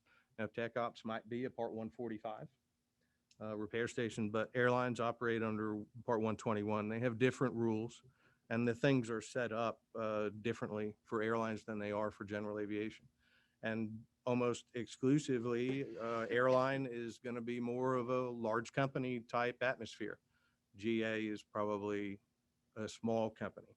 So those things put in cultural differences in company size. There's personalization in a smaller company in general aviation. There's 91 personnel in the service center. I know the names and faces of every single one of them, and I call them by their name. Personally tell them that they do a good job. When you have thousands of employees, that's just not possible. So what do the graduates want? What is going to make them happy? The hours that you work. EPS is 7 a.m. to 3:30, Monday through Friday. You start at an airline, you're likely to be third shift. You might be working weekends and holidays. That's just what it is. You're at the bottom of the totem pole. Larger company very well could offer better benefits and higher pay. No question. Airlines would probably be more inclined to use contract labor than general aviation would. We've used a few, but it's very rare. We've lost a number of our mechanics to a company called Launch that does contract labor for airlines. When you're working in the airline MRO business, you're typically more focused in a general area of the aircraft or a general experience of what it is that you do there. An A&P in general aviation has a very diverse work scope on a daily basis. There's also the differences of union shops and non-union shops within airline. There are no union shops in general aviation. So there's going to be cultural differences there as well. If you work for an airline, you're going to be maintaining a company-owned asset. You work for Delta, you're maintaining Delta jets. Now they do have engine shop that they contract, and they do other airlines and our customers' engines and side shops and things like that. But I don't know if your hydraulic shop does outside work or if it's just for Delta jets. So there's a big difference there, because when you've got a customer that has to be answered to because this is his private airplane, or it's a small flight department, corporate airplane, it's just a different culture in having to deal with it if when things go wrong typically, and what the expectations of those customers are. Airline maintenance department structure is considerably different than general aviation. I would say most airlines, use a completely separate inspection department. Those that come in and inspect the airplane is a completely different crew of people that, other than those that do the repairs. And then after the repairs are done, it's another department that may inspect that work. These are all different rules of Part 135 and Part 121 of having to have a different person other than the one that performed the work, perform the inspection. So when you have a different department that's always looking at the work that you do, it creates a different cultural environment for those people working within it. I'd mentioned airlines use side shops for their engine overhauls and repairs, hydraulics, components, landing gear. In general aviation, you're the guy that does all of it. We don't have side shops. So those types of things like engine repairs and overhauls, we remove the engine from the aircraft and we send it out and it goes to a company that does that repair or that overhaul. We don't have that inside shop capability. All of these things limits the processes and duties of the mechanics and his daily workload. So again, back to what are the true expectations for these people and what they want when they come out with a degree or a certificate or a diploma and ultimately an A&P. Do you want the small business? Do you want the airline? What is your focus? Is it money or is it happiness? Or both, if you can get that. EPS uses crew chiefs as inspectors. Every crew is led by a supervisor who's the crew chief. That supervisor reports to the manager, and it creates a cohesive work environment. Your co-worker, your supervisor, is the one that's looking over the work that you do. So it makes for a much more productive environment. We don't operate on very large margins for labor. We make a lot more money on the sale of the parts than we do on the margin for labor. So we have to be efficient. Having that set up and that structure allows us to be as efficient as we can.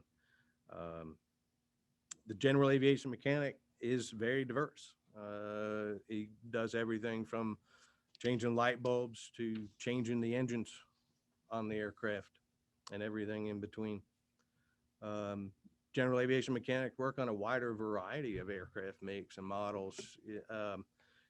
Airlines are going to focus their business model around a limited number of aircraft and aircraft models for a number of different reasons, just for the knowledge, the training of the pilots, the personnel, the limited number of aircraft models they have, the more efficient they can be. In our general aviation world, you could be working on any one of 100 different models when you think of a Cessna 172. And there's 15 different models of 172s that could be anywhere from 60 years old to brand new. So the older ones, they're all different. Even the maintenance manuals for them are broken down into decades, the 70s, the 80s, the 90s. So the cost of all of those maintenance manuals is sometimes prohibitive. We have chosen to not work on a vast number of aircraft models simply because we don't see that many of them. And it's not worth our money to pay for the maintenance manuals, because that is a monopoly. You can get them from one, possibly, or two places. Engine aircraft manuals, aircraft technical publishers, or say Pratt & Whitney. Those are the only two places you can get the maintenance manuals for those engines. When Pratt & Whitney goes up on its price, you look at what does ATP charge, and it might be a little bit less, but I'll guarantee you when 6 months rolls around, you're going to pay just as much or more for probably an inferior product. So it's very expensive to maintain as well as train general aviation mechanics on this broad variety of aircraft that they're going to maintain.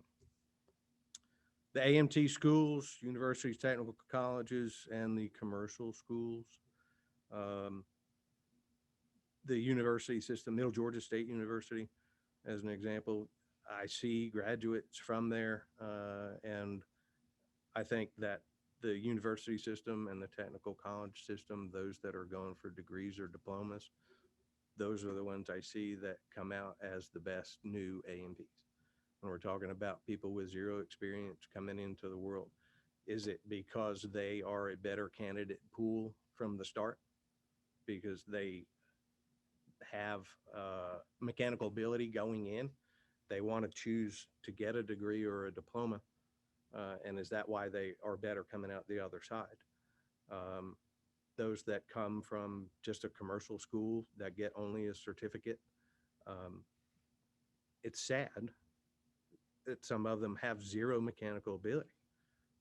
And to us in our environment that needs productivity, we can't keep them. I tend to not even hire those unless I see a resume that shows they worked in an auto shop, they were a diesel mechanic, anything of that sort that tells me this person has the mechanical ability and for some other reason has chosen to only get a certificate and get the A&P. We've hired people that are former car mechanics and had no school and did the 30 months of experience, and EPS has paid for them to go to, it's a school, it's in Tennessee, but Baker's School of Aeronautics, and they don't teach you an A&P curriculum from a Part 147. They teach you how to pass the test. That's it. So you get your qualified to become an A&P mechanic after 30 months of experience. You fill out an application, the FAA signs that application, and then you go take the test. You pass the test, then you go to a DME, you take an oral and practical, and after that's done, you successfully do that, you have an A&P without ever having gone to school. But if I've had a guy that I could hire that had 3 years experience holding an A&P and never went to school versus somebody that came out of AIM, I'll take that guy with experience every single time. There's nothing that replaces experience. So how do we get to the other side of this, of why are some people choosing a degree program and why are the ones coming out of the university system and the technical colleges, as I see it, making better A&Ps? Is it because they have better professors? Are the educators more dedicated than a commercial school? Better teaching philosophies? Do they have a more appropriately focused curriculum?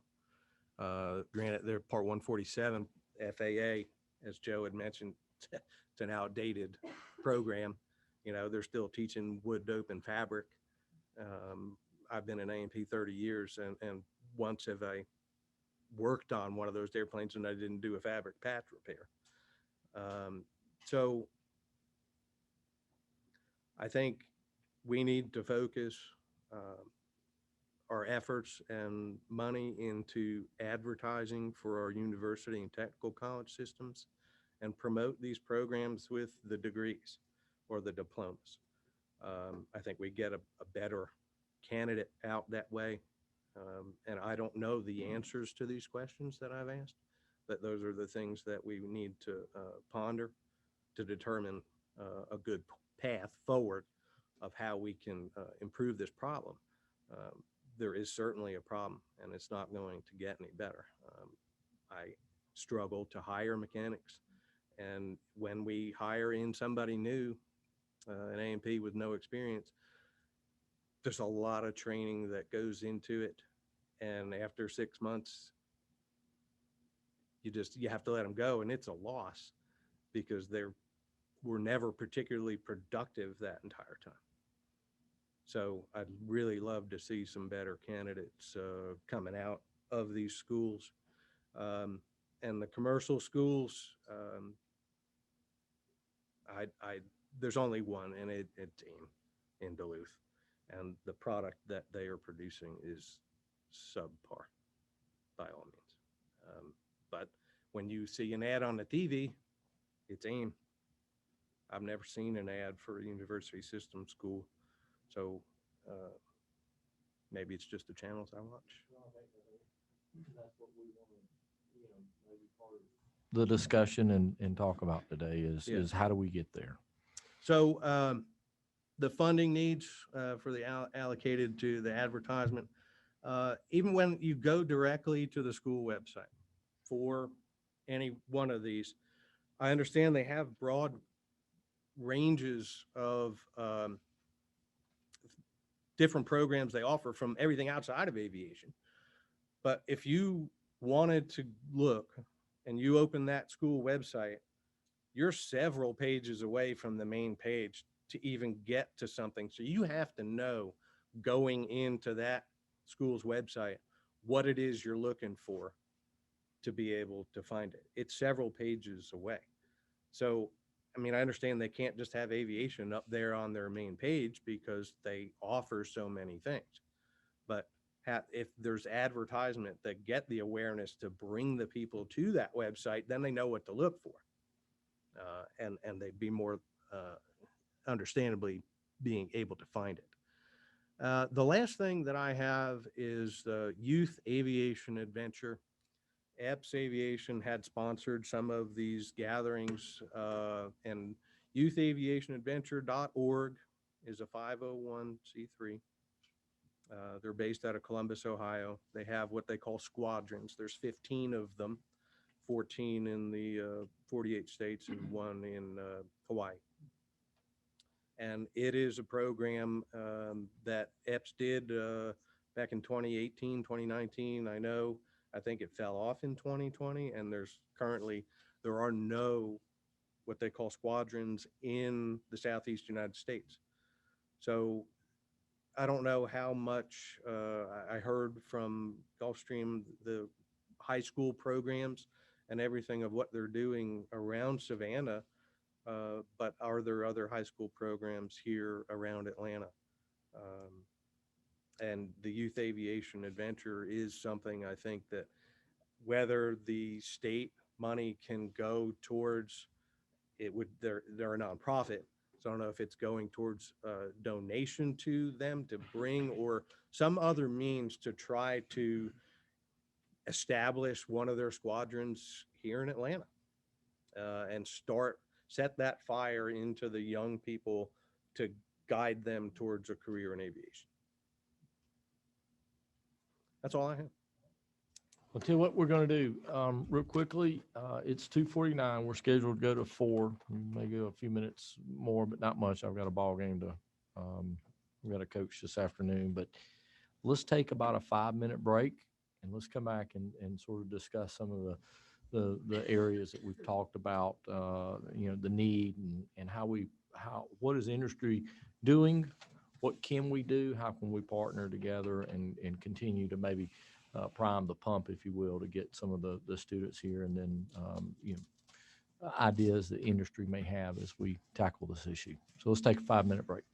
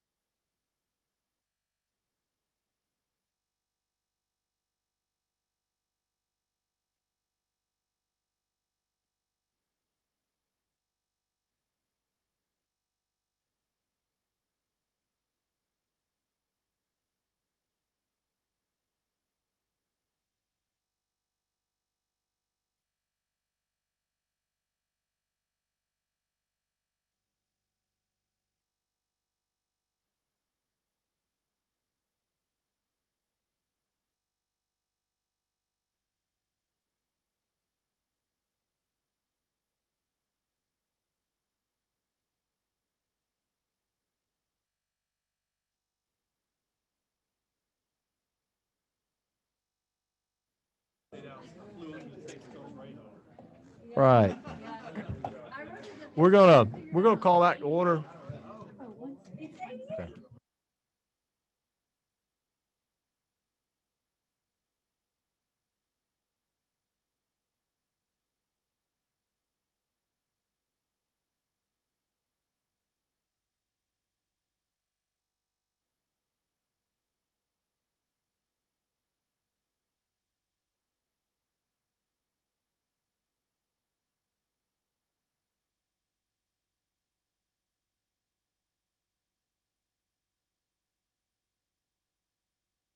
Okay. And then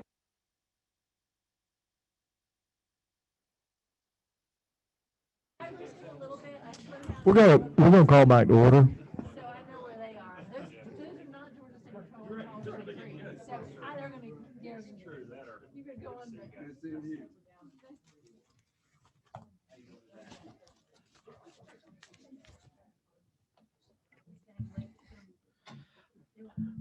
Technology is great. And how old is our Capitol building? What, when was it built? I went 89. So the reiterations of technology, especially the overheads and PowerPoints, and leading to my comment here on the microphones. As the round table and the folks at the round table to start to talk, we're going to be patient, because when you start to talk, I'm going to cut my microphone off, turn your volume up, and then when we respond back with the members of the committee or others, we'll have to go in reverse order. Otherwise, we're going to get a lot of feedback, and that's not good. So, one, I appreciate everyone in their presentation. The more and more we hear from industry and our Georgia business partners out there, the more and more we understand, one, aviation, aerospace, I hope those are synonymous terms, or I can use them interchangeably. It is a very important to Georgia. It's very important to our citizens, our businesses, and I think we're going to continue to see aviation grow in the future. With that, I want, though, to sort of hone in. Aviation is large. As Amy, you keep broadening our eyes of the many different aspects of aviation. When we started this committee, I wanted to focus on specifically 2 or 3 areas from which we can look at some of the workforce needs in aviation now, and look at how our technical college system and our university system can help address those workforce needs. One, let's identify them, and that's why you're here from an industry perspective. And what I really want to sort of focus in on is a couple of things. One is pilots. Okay. And I think, I hope the general's still with us. And the other is in the aviation maintenance. Now, we've heard a lot of, in the presentations, we've got a whole host of maintenance, I guess, areas that we're teaching. But I want to focus in on those FAA certified programs. Now, I know that we've got great examples, especially within our technical college. Savannah State, that was awesome. Our tour, partnering with our businesses, we're talking about the upholstery and interior, things like that. But those are sort of in the non-aviation, a non-FAA certified area, okay? And those may be different needs that we're serving with different business partners, across the state. I want us to focus back in, if we can, on those FAA certified technicians and the pilots, okay?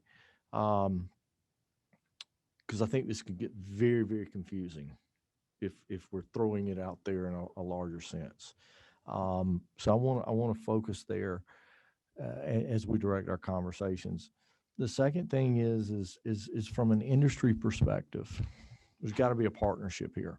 I've heard several things today, and I hope the committee will jump in with this, but, and I think the industry is here. We're already starting to see that partnership. So there's 2 or 3 things that I've heard through our tours of both the schools and industry this year is that, one, retiring. We've got a demographic change, and we've got, people leaving the workforce that have a whole lot of experience and knowledge, and we've got to get the new next generation in here. And there's probably where it be an image issue of, you're showing up to a mechanic, auto mechanic where it's dirty and greasy. That's not the case here. And whether that's within, that's maybe more within the maintenance, A&P framework. How do we encourage and work with industry, partner with our K through 12, college career academies, technical colleges, USG? What are the partnerships there? And how are we partnering, both in resources, advertising, if you will? How are we priming that pump with this next and new generation of future folks to get into these areas, so that we can solve these workforce needs? Because if the state can come around and we've got the greatest programs and we've got all the capacity in the world, which we'll talk about that later, I don't think we do, we've got to increase it. But if we've got it and those students are showing up, we got a problem. Okay. If they don't know that these great jobs are out there and that this is a big need, I want to focus on that, for a little bit, and then dive into maybe some of the examples that we've got out there we've seen with those partnerships. And then, what resources, how can industry continue to help us on funding? We started the conversation. I know that we've had industry that's come in and partnered in different ways with financial resources. I know Gulfstream's coming in there and actually helping with instructors. It may be the case with Delta and others. All the way to programs like Dan, you talked about trying to get the youth, I'm sorry, what? Again, trying to get industry to help us get these next generation of workers in here. And then also from a pilot perspective, I think the general may be able to help in this regard. What I'm hearing is that the military is, their focus and the way the way they do things are changing somewhat. I had a great discussion down with Gulfstream, and we were talking about pilots, and certainly Propel Delta. You had the slide up there of how these pilots come in and finally work their way up to the larger airlines. They don't automatically come out of a school and go jump on a 747 or a 330 or 350. They work themselves up, and they're coming out of the schools. I like that your explanation about the students staying within the pilot training programs within that school, becoming instructors, gaining hours, then jumping out. They're going into corporate, the corporate world, flying the smaller jets, smaller planes, moving up to regional or military. And we're hearing anecdotal that the military is not necessarily producing the number of pilots. So we've got a pipeline that is not full, is not the amount of folks that are coming through that and ending up where we need them. It's not there. So we need to, I want to go back and focus on these areas. So with that, let's start maybe with a discussion about, what are we doing from an industry, college career academy, that sort of thing, the resources from within the industry. And again, I want to say something. I'm here, and this committee's made, tours and trips, and we want to make sure that we're tackling this from a broad perspective. We've got our commercial airlines, huge, Delta and other, commercial airlines in Georgia. It's a huge industry. We've got military. We've got our manufacturers and that sector, and we've got general aviation. All of these are very important, and you share a need. And I think that's what we want to hear is how do we fulfill that need? And I know that there are differences within each of those sort of sectors, if you will. But regardless of the differences, you still have to have that workforce out there, and then you can adjust it to whatever you need as far as commercial, general aviation, or manufacturing. We've got to have the people. So with that, we'll start discussions.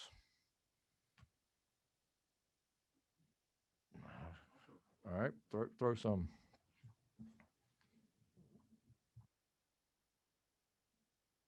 So am I live? I think it got me. Okay.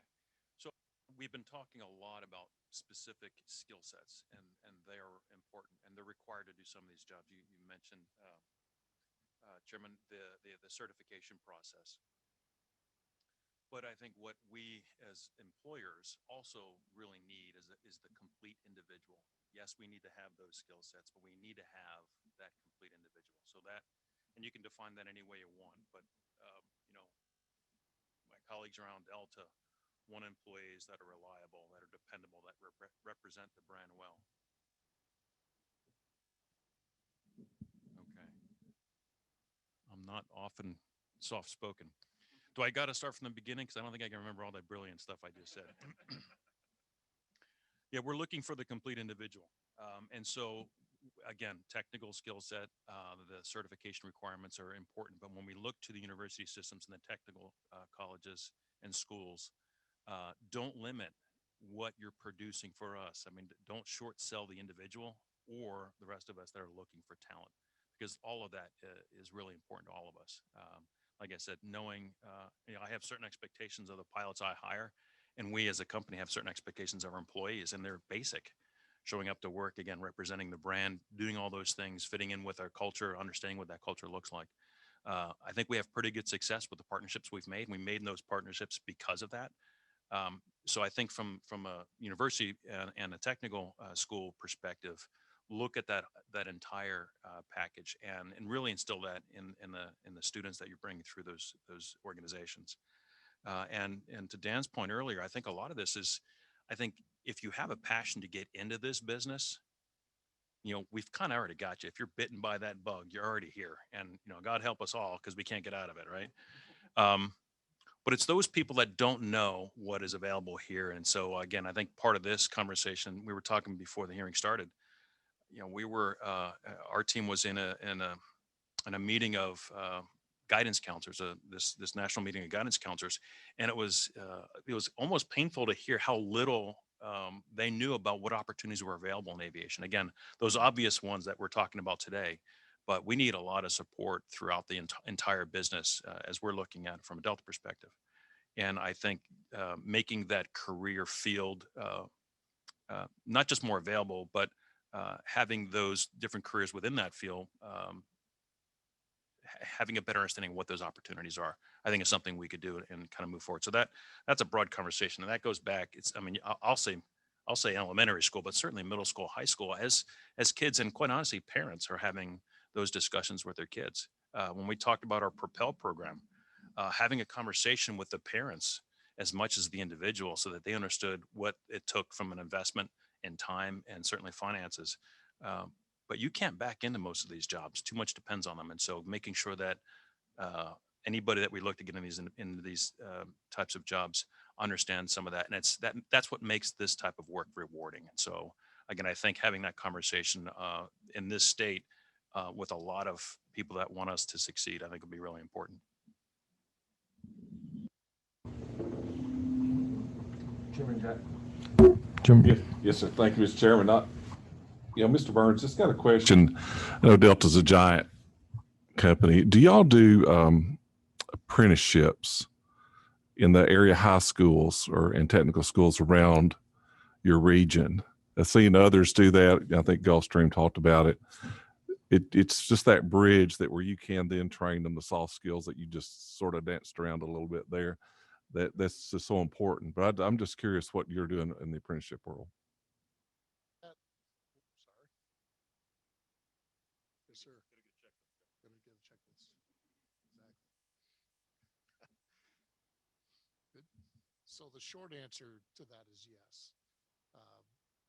We have everything from co-op programs for our engineering fields all the way to the apprenticeships that we're doing for our MPs and technical college system of Georgia students. that are close by. If you think about the A&P realm, there is no A&P school sitting in Atlanta that's close enough for us to be able to take advantage of some of those programs. And everything that we see is actually outside. It's greater than an hour away to Northwestern, Augusta, Savannah, Southern, Central that have these supporting programs.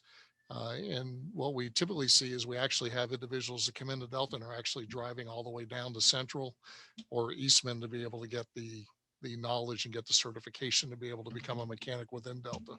So it's actually quite reversed from an A&P perspective because the availability of that opportunity is fairly limited right there around this airport. And if you think about that, as we try to get Atlanta Technical College back up and running again, that's an important piece for us to be able to have that relationship with the technical school that is right there for us to be able to do more of those programs. What we do get out of Atlanta Technical is the logistics programs that they have there and a couple of the other technical fields, but fairly limited on the A&P side. I guess.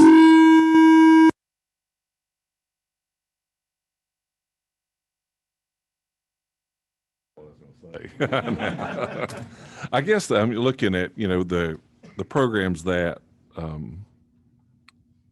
our high schools are having, the technical certificates and welding and all that kind of stuff, that would just give them the door opening with you guys and then be part of it. I just didn't know if you were taking advantage of that. It sounds like you're working on it. Turned out. I learned my lesson. I waited that time. So we are on the board of directors for the Atlanta College of Career Academy with a goal of being able to do just that. And from a Delta perspective, we do think there's a point where if you look at the A&P curriculum, you have airframe and power plant, but you also have general. We'd like to see the general curriculum actually become part of the high school curriculums. In other words, if you're gaining interest in aviation, in the general curriculum becomes one of them places where a lot of the students actually fail out within the programs. I think it'd be good to kind of take a look at that structure and say, is there opportunities for us to take some of the curriculum, put it back into the high schools through the college career academies, through aviation themed programs to be able to gain that interest, and then transition them into the technical college system of Georgia for the very specific power plant and airframe curriculum after the fact. So there's opportunities to be able to go through some restructuring there. But all in all, we got to get Atlanta Technical back up and running for Delta in Atlanta.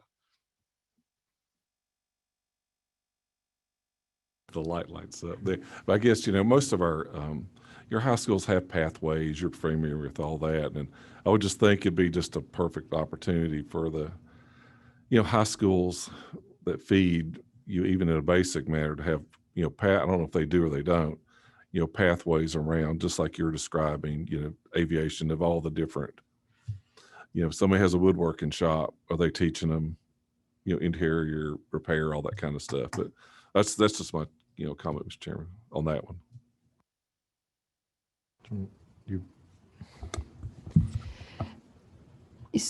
Everyone has sort of touched on what my question was going to be, but I know, Mr. Burns, you brought this up.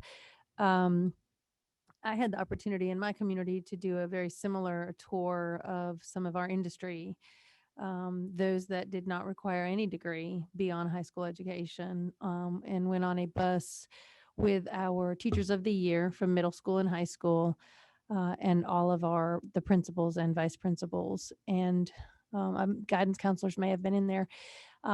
It was amazing to me that even in our own local community, as they were talking about from business to business that we went to, where there were job needs, they were talking about starting salaries, that these kids didn't need anything beyond high school, that they would work them through certificates if necessary.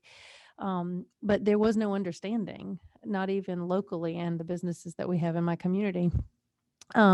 Most of the folks on that bus had no idea that those jobs were out there and no idea that those industries existed in our community. So what we keep talking about is how, and let me know if you know of this working, but I really feel like we're still stuck in that place where our high schools want all of our kids to go to a four-year college. I don't know how to get them out of that thinking. I certainly don't feel that way about my own children. though I would like to say my Georgia Tech student did enter into aerospace. So, and I don't know where that came from because we don't really know much about it either. So, but anyway, do you see this changing? Is there any enthusiasm in these high schools? I do understand that our technical schools, and I'm Augusta area, so I know that we have a program and I know that that's great. I can't figure out how to get that interest down into these students in the high school, many of whom don't like to sit in a classroom. They like to work with their hands. Their minds are good for this. They know, they could be more enthusiastic if you would give them sort of that open that door and show them that, but we're not there yet. Or are we? Someone tell me how do we get into the school systems? How do we get those kids? Not every child is going to go to a 4-year college. And actually many do go that don't want to go. And that's what we got to stop. So how do we do that? How do we get them to see your programs? If you don't mind, I'll respond to that first. If you're looking at Georgia specifically, there's three very defined levels of costs associated with A&P programs. And stick with me a minute and I'll kind of wrap it up at the end. You've got the TCSG that's in that 10,000 2-year program as part of the High Demand Career Initiative. It got funding from the state from paying for that curriculum, right? So access to be able to get into a TCSG school is better than it's ever been to be able to go get that at very low cost. Then you got Middle Georgia State that sits in that $20,000 range, has a highly successful program down in Eastman. And then you go to North Atlanta up to Gwinnett, and you have Ames sitting up there with a $47,000 2-year program. And they have a 350 students in the classroom with a waiting list. And beforehand, when I'm, having discussions with the TCSG schools, they can't find enough students to go into the programs. So is it advertising? Is it marketing? How do they do that approach? It completely mystifies myself and my team where we're looking at that recruitment of how come we can't generate more awareness around the programs in the TCSG schools, because in the end, regardless of whether or not you're working on the A350 or working for EPS, it's the same certificate at the end that people have to make a decision on where they're going to go get employed. So I do think from a marketing and awareness standpoint, how can industry, and we did a little of that through the HTCI programs around trying to progress, make some of the awareness around what these jobs are providing. So the question is how do we execute on that stuff? Because there's such a huge disparity with the same outcome that I think if we funded a little more into some of those schools to be able to go and develop marketing strategies and how do they go into the high schools, I think we have a lot to learn from somebody like AIM to be able to go do that. Sorry. Is there some way, and this may have been done because it's kind of a simple question, but to incentivize teachers to be challenged throughout the state of Georgia, programs that would make a science teacher excited to win a tour, win a visit, do something, but something to incentivize a group of science teachers around Georgia. Has something already been created for this? And I know that, and I thank you very much for Delta's contributions to the technical colleges and the $50,000, but I'm just wondering, and I'm certain that was well used and well spent, no doubt. But if we are going to have industry partners, maybe this marketing and this enthusiasm, and certainly, at any time that Delta would like to have a Delta commercial and then a little exciting piece on the side that kind of shows the mechanics in there, that'd be great. We would, maybe we could get them enthusiastic about that instead of just looking at the stewardess every time I got a screen in front of me for 4 hours. You can show me all kinds of stuff.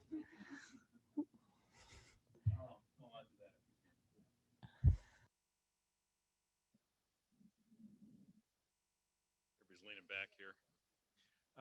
I think what Joe said was key. A lot of this is awareness, and it's almost like you teed me up to tell this story. We had we've done it a number of years in a row. We didn't do it, of course, last year, but something called the Wing Flight, and this is specifically Wing stands for Women Inspiring the Next Generation. So we partner with a lot of local schools here in the metro area, teachers included, and brought a bunch of kids down to the airport.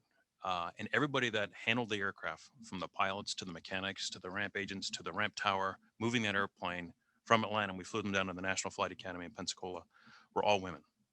And the whole idea was, and it was some of these kids' first time, not just in an airplane, but driving down to the airport.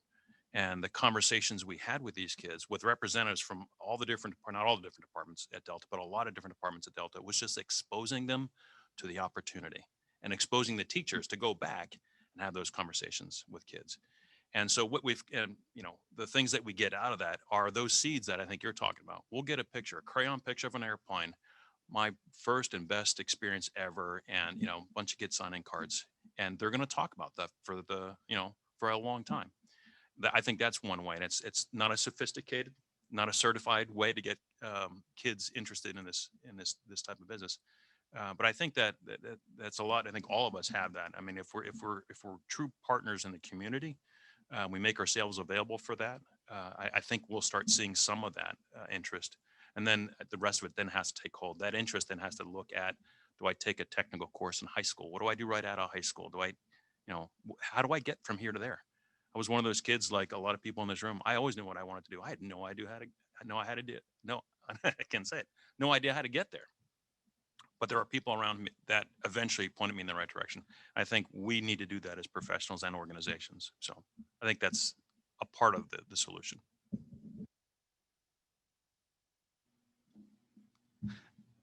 So everything you talk, every question you ask is the world I live in. It gets me excited. So if I look like I was about to jump out of my seat, that's why.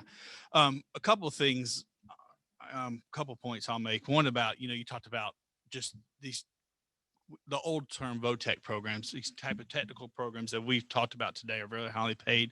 I think there's a bigger opportunity to, and I hope all the technical college professionals behind me don't jump me for I say this, but I think there's a lot of opportunity to leverage dual enrollment in some of these program communities that don't have these technical programs at the high school, but the technical college is still serving that, is still serving those areas of the community. I think there's a big opportunity to leverage on those to continue to type these skills, these highly skilled trades that we've talked about. I think that's an opportunity. But I'll talk about a couple of things that when you talk about how do we get that interest out there amongst students, amongst teachers, is we're doing a couple of things that COVID sort of put a big pause on. No, we continue to blame things on COVID.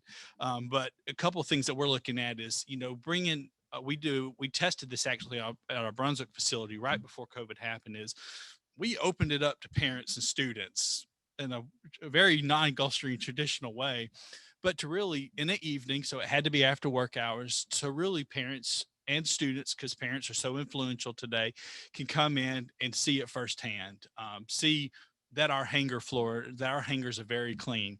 In South Georgia, our hangars are air conditioned. That's a big difference. And it's a big deal breaker in the summer. So those type of things. The other things we're trying to do as we're able to is bring students and bring teachers out, and not just the science teacher, not just the math teacher, not just the shop teacher, the English teacher, the home ec teacher. So one is they talk about skill transferability. I think that's one of the biggest gaps. And I talk to teachers all the time when I call a school and say, how can we partner with you? Oh, we have an aviation drone program.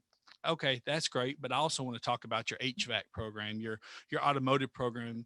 The skill set's the same, whether you're going to work, if you have an interest to work on cars, you know, the skill's already there to work on airplanes or something technical too. So we have to do a better job of partnering with our educations and really show how those skills can be transferred.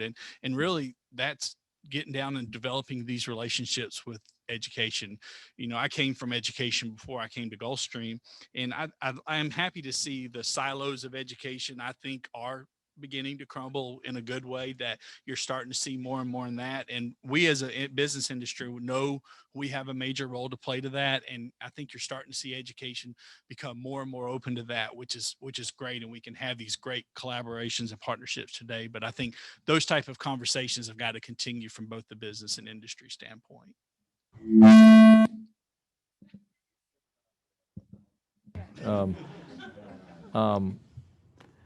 And one thing, and again, I think Gulfstream, but you know, as we toured, it is a great example. Your you're partnering not only with the high schools, but the technical colleges. And I think I think y'all are probably doing some of the same. But again, I want to remind everybody, again, it's aviation in general, and I know we've got these other, programs that are there, but I do want to draw us back to the FAA certified programs and the pilot programs. Okay, so we want to get people involved in aviation. So one of the questions I may get the industry partners and send this out, and Amy, you may have some of the data, but who are we partnering with? In other words, Delta, Gulfstream, you put your list up, where are we? And maybe we could expand upon that from a statewide perspective. Amy, you're busting at the seams. Let's get you a, I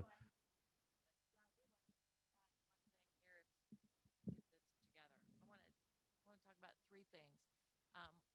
My colleagues in Colorado do an excellent job of doing this. Lockheed Martin is the leader on that project, and they started on their own, went around and got the other aerospace industries that they could get to partner, and they do an aerospace field trip for a few days around visiting different school areas, especially concentrating on the rural areas that might not know about the opportunities that are available in Denver.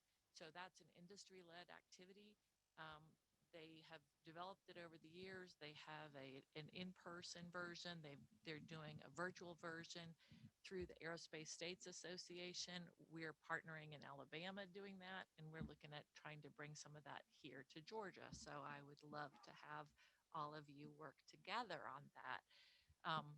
The National Pilot Shortage Forum is a group that's being convened by I don't know who the convener is. The guy I work with is Air Force, but it is a group of people that are coming together. Delta's represented, United, American, the U.S. Air Force, Air Force Reserve, Air National Guard, and we are talking every 2 weeks about how we can increase opportunities. There's some really good deliverables going to come out of that very shortly that can be shared then with the schools. So I think there's some good content there. And lastly, I would say, several years ago, we had a fabulous teacher at DOE. She led the STEM program. And she said for the first 2 years of her job, she went around and told people what STEM was. But she did industry focused STEM institutes for teachers. And I supported that to bring people to Gulfstream one year and other places. Then we did our own Aerospace STEM Institute with the Museum of Aviation, and we brought teachers in for 3 days. And we told them, here's the industry. We gave them some training through the Museum of Aviation. They did some flight training. They did air traffic control training. We took them to Robins Air Force Base to show them many, many opportunities there and some of the local businesses. Those teachers had no idea of what the aerospace industry is and how it impacts everything in Georgia. So that was a huge success. We needed partners, it's just a small group in my office, so we couldn't keep doing it on our own. But we also, just to say, we also got those teachers, all the teachers that went through, we got continuing support through the Civil Air Patrol Aerospace Educators Program. And they also all got to fly in an airplane. And many of them, that was their first time in a general aviation airplane. So, with very few resources, we pulled together an event that really showcased the opportunity for teachers and then promoted that to the guidance counselors as well. Because then I think that would be a great effort to promote this to guidance counselors, have an event. They regularly meet in July, and so you'd have time to plan it.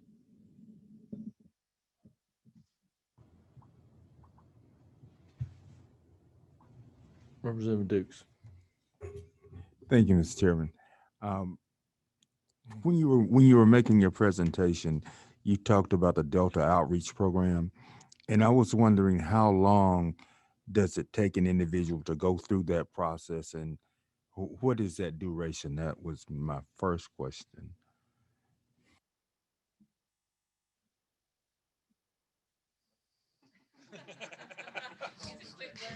I got my checklist right here. Yeah, we have multiple outreach programs. But the ones we do locally, we actually you mentioned Launch earlier, is a business partner. We utilize Launch to be able to go out and help associate labor for technical skills.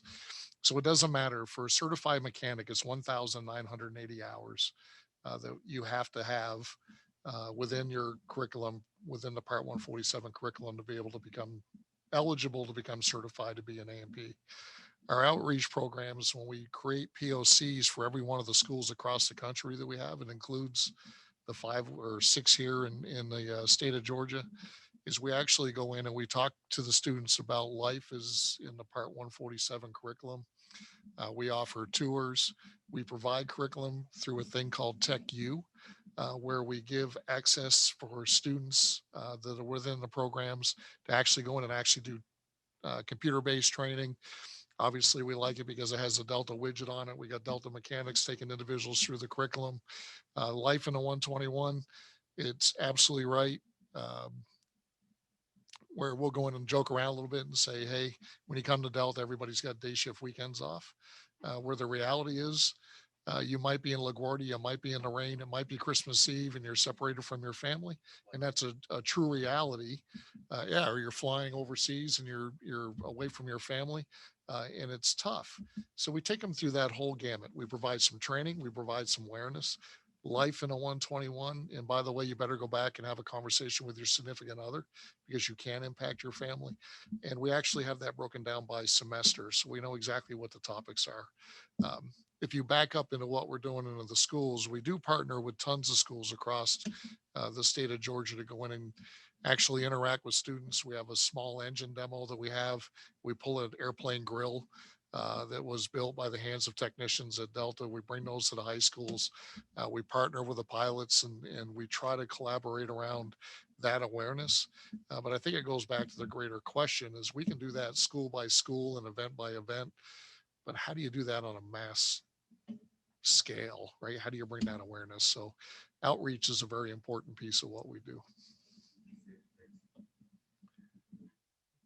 1,000. 100 and how it's 2,000 work hours in a year on average. So how many years will it take for an individual to move from that place to be certified to have the certification on average?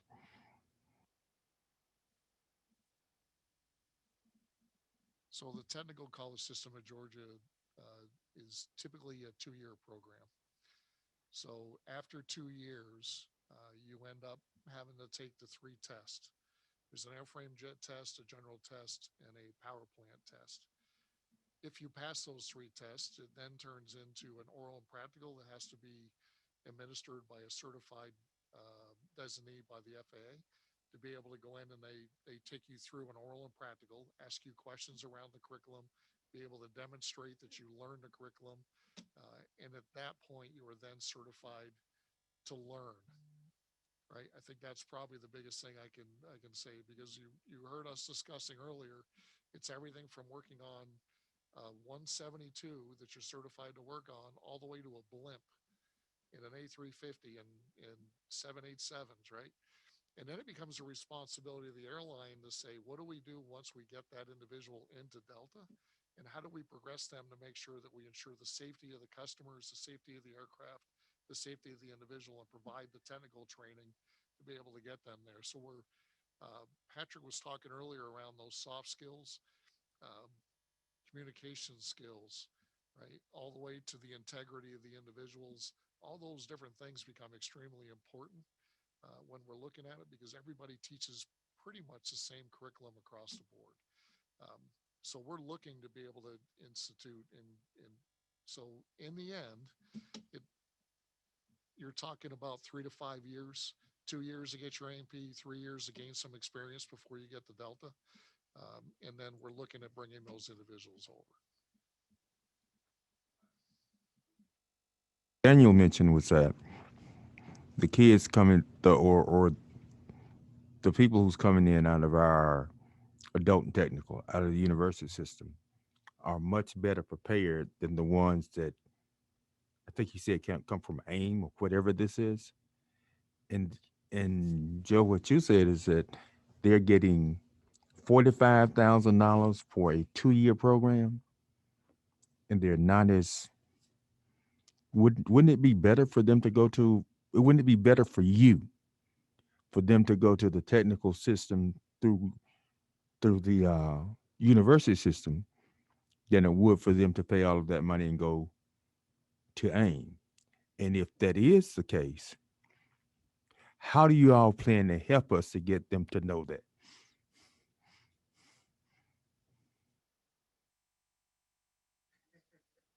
Huh? Yeah, that's fine. And I Representative Dukes, I think you touch on some of the questions that we've asked ourselves as we have explored the technical college and university system. You know, roughly there's overlap with AMP, with TCSG and the university system, and their costs are about the same. And what we've heard, no matter where it was, when we go out into the private sector, into these private schools, that the cost of going to a private school, whether it's for the AMP or for a pilot, you know, for the pilot training, is so much more expensive. I'm talking tens of thousands to even over $100,000 difference if you get into some of the pilot training. And so we do think that that is perhaps a barrier. I mean, anyone would be, you know, wise to look at the difference in the cost of what would cost you to go through, you know, a Georgia higher education system versus a private college. So those are barriers. I think you bring up a very valid question. I think the other question that's been brought up, well, why in the world are the private institutions, you know, packing their classrooms and their, you know, their runways as far as the, you know, the pilot training, and we're not. And I think that's what we want to look at and ask those questions. How can we help support our higher education institutions, to TCSG and USG, as far as what we're doing within these programs that we're talking about here? I think one, it goes back to educating the student, or the, you know, the young student at a young age, as to a great career, an interesting career, overcoming some of the stigma of what they may think the career is. Somewhat just like you talked about, Patrick, you know, having someone, I guess, connect the dots as to how you get to an end result. And that's very interesting. I think one of the things that, you know, Amy, you've talked about was a bigger collaboration, and a question was asked, and it may have been Jody, but, you know, how do we do that? How do you get out and educate the public? You know, I think you got to educate the parent, because the parent wants what? They want a secure future and a good job for those their kids. And that's the financial piece that those kids may not be looking for. And I think there's a great story to tell there. These jobs are higher than the average Georgia wage, and certainly 2, 3, 4, 5 years in, they again begin to continue to increase in wages. And then I think you've got to get to these younger generation, the student, and that may be where there's a collaboration between our technical college system, USG, to put on a marketing piece, because I would dare say that if the private colleges can do it, we can do it too, especially with the help of industry. So that's one of the big things I think I'm beginning to see out of this, because there's correlations here that don't match up. High cost, but the private colleges are beaming at, you know, they're busting at the doors. In fact, there's more that want to get in. And I think that's a question that we've looked at. Mr. Chairman, that was kind of where I was going, because, you know, it's hard for us because we got so many different programs in the state, and everybody's program feel like theirs is the essential one. You know, we got healthcare, we have just so many things where that we have such a great need for it. And that was why I posed the question to you guys, because while we might not can, it would be difficult for us to do an aggressive campaign such as AIM, but maybe you all, in partnering with our uh, schools to do this, can come up, you all can help them. Because at the end of the day, you're the end user and you're the one who have to have these people. The state has to have them, but you really got to have them, and they're leaving. So maybe it could be some way possible that with your resources, that you can come in and help us to provide that incentive. I mean, the representative, she made a real good point there. If AIM can do it, AIM is doing it because they're profit motivated. I wish I had their business model. Yeah, I am, but I mean, I wish I had that one, Yeah. And I think that again goes to the question. One of the things I want to make sure I ask for is with all our industry partners, and Amy, if you can help us, and then with the ones that are in the room, can you provide us a list of where you're actively in partnership, whether that's at a K through 12, college career academy, partnership with the technical college or with the USG. And that may help us start to focus in on regions and where we've got concentrations of schools, because that's the other thing I want to bring us back to. And Amy, your map was very illustrative. So from a higher education point of view, where we're coming from, we don't have 25 campuses that are offering either these FAA AMP type programs or the pilot training. So we are limited in that, and I think that goes back to, and I want to change the topic real quick. I think that's the need, and I think an overall, I'd like to hear from industry, all of our industry partners here. We know it, but we talked about it earlier. We need to be hiring yesterday. So, Delta, we heard, I've heard various that y'all could hire 100 people in Atlanta every month for the next 2 or 3 years, right? Dan, you're begging, for anybody to show up. I mean, you could use them too. We visited Gulfstream. The amount of service and repair. That's what was it? That is the busiest or the largest repair station of business jets in the world, right? I'm stating that correct, I hope. Right here in Savannah, Georgia. So we have this great need, and not only to mention that, you have the rest of the 90-something general aviation airports that have needs on them too, and they're just as important. They may not be at the scope or the size of what we're talking about with our larger businesses, but there's all over. And I think what I want to focus in on is hammer in on, how many graduates could we produce, or would we need to produce to even begin to help you make a dent with all of the other partnerships and recruitment from other schools? And I'd like comment. Can we even begin to make a dent? And I think we can in some ways, but what are we looking at? And so as we start to focus, and we're going to talk to our technical colleges and the university systems tomorrow, what are some of the things that we can do to help bridge the gap and increase the number of graduates? Okay. And I think some of the partnerships are feeding the pipeline, but if we could produce another 200, 250 a year, I mean, certainly that would help, wouldn't it? I'm waiting. Any comment would be welcome.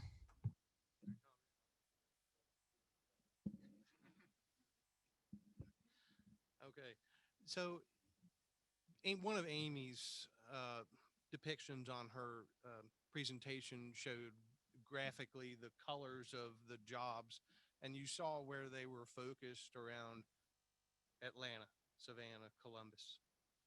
And when you look geographically at where are the schools, they're in Middle Georgia or they're in Rome. Joe mentioned Atlanta Tech no longer has a viable program. If they could get something going, that'd be great. So you think about business models. If you see a racetrack and they start breaking ground across the street, what goes up there? A Quick Trip. there's a Lowe's. And then across the street, there's a Home Depot. So the business model of AIM was in Gwinnett, and they moved to Duluth, and they got people lined up out the door. So can one of our technical colleges look for property across the street and have a remote campus that's close to the north side of Atlanta?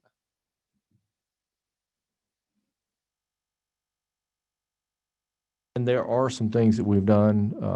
Again, you know, Atlanta Tech is trying to come back online and get that program, I guess, recertified, if you will, which will alleviate. I know that we've had some funding for a technical college to open up a new program on the north side. So I think there are a few things that are in the works that will help from a metro perspective. But I would also tell you that it's not just metro.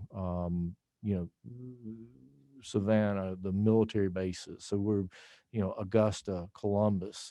There are a lot of markets, and that's why I want to go back and focus on where we are. That may be a question as we look forward or as we look into the future. You know, are we positioned regionally or geographically with what we need? As far as these schools. Okay. I think it's a great question. It's relating it back to the demand or concentration of areas of demand. Are we getting from those schools, or are the other schools being able to provide how many of those graduates are coming back to Atlanta from, you know, Rome, Middle Georgia, Augusta? I'd be curious the numbers. And we're beginning to get into that. Chris, hold on a second.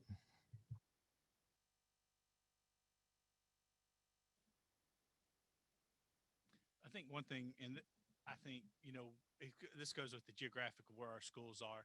I think one of the challenges is if I'm a kid in Valdosta, Georgia, and I want to go aviation, I think one of the challenges where technical college, this isn't a negative, I'm just using it as an example, where you go to a 4-year or 2-year university system school, a transition is sort of there with housing and services and stuff, where technical colleges, they have services, but they don't have housing and whatnot. And I think it's more intimidating for an 18-year-old from Moultrie, Georgia, or Valdosta, Georgia, to pick up and move to Savannah or Macon or wherever and try to establish themselves in an environment. So I think, I don't know what the answer is. I don't know if technical colleges wants to go into the housing business or not, but I think somehow some type of support structure's got to be there for us to recruit.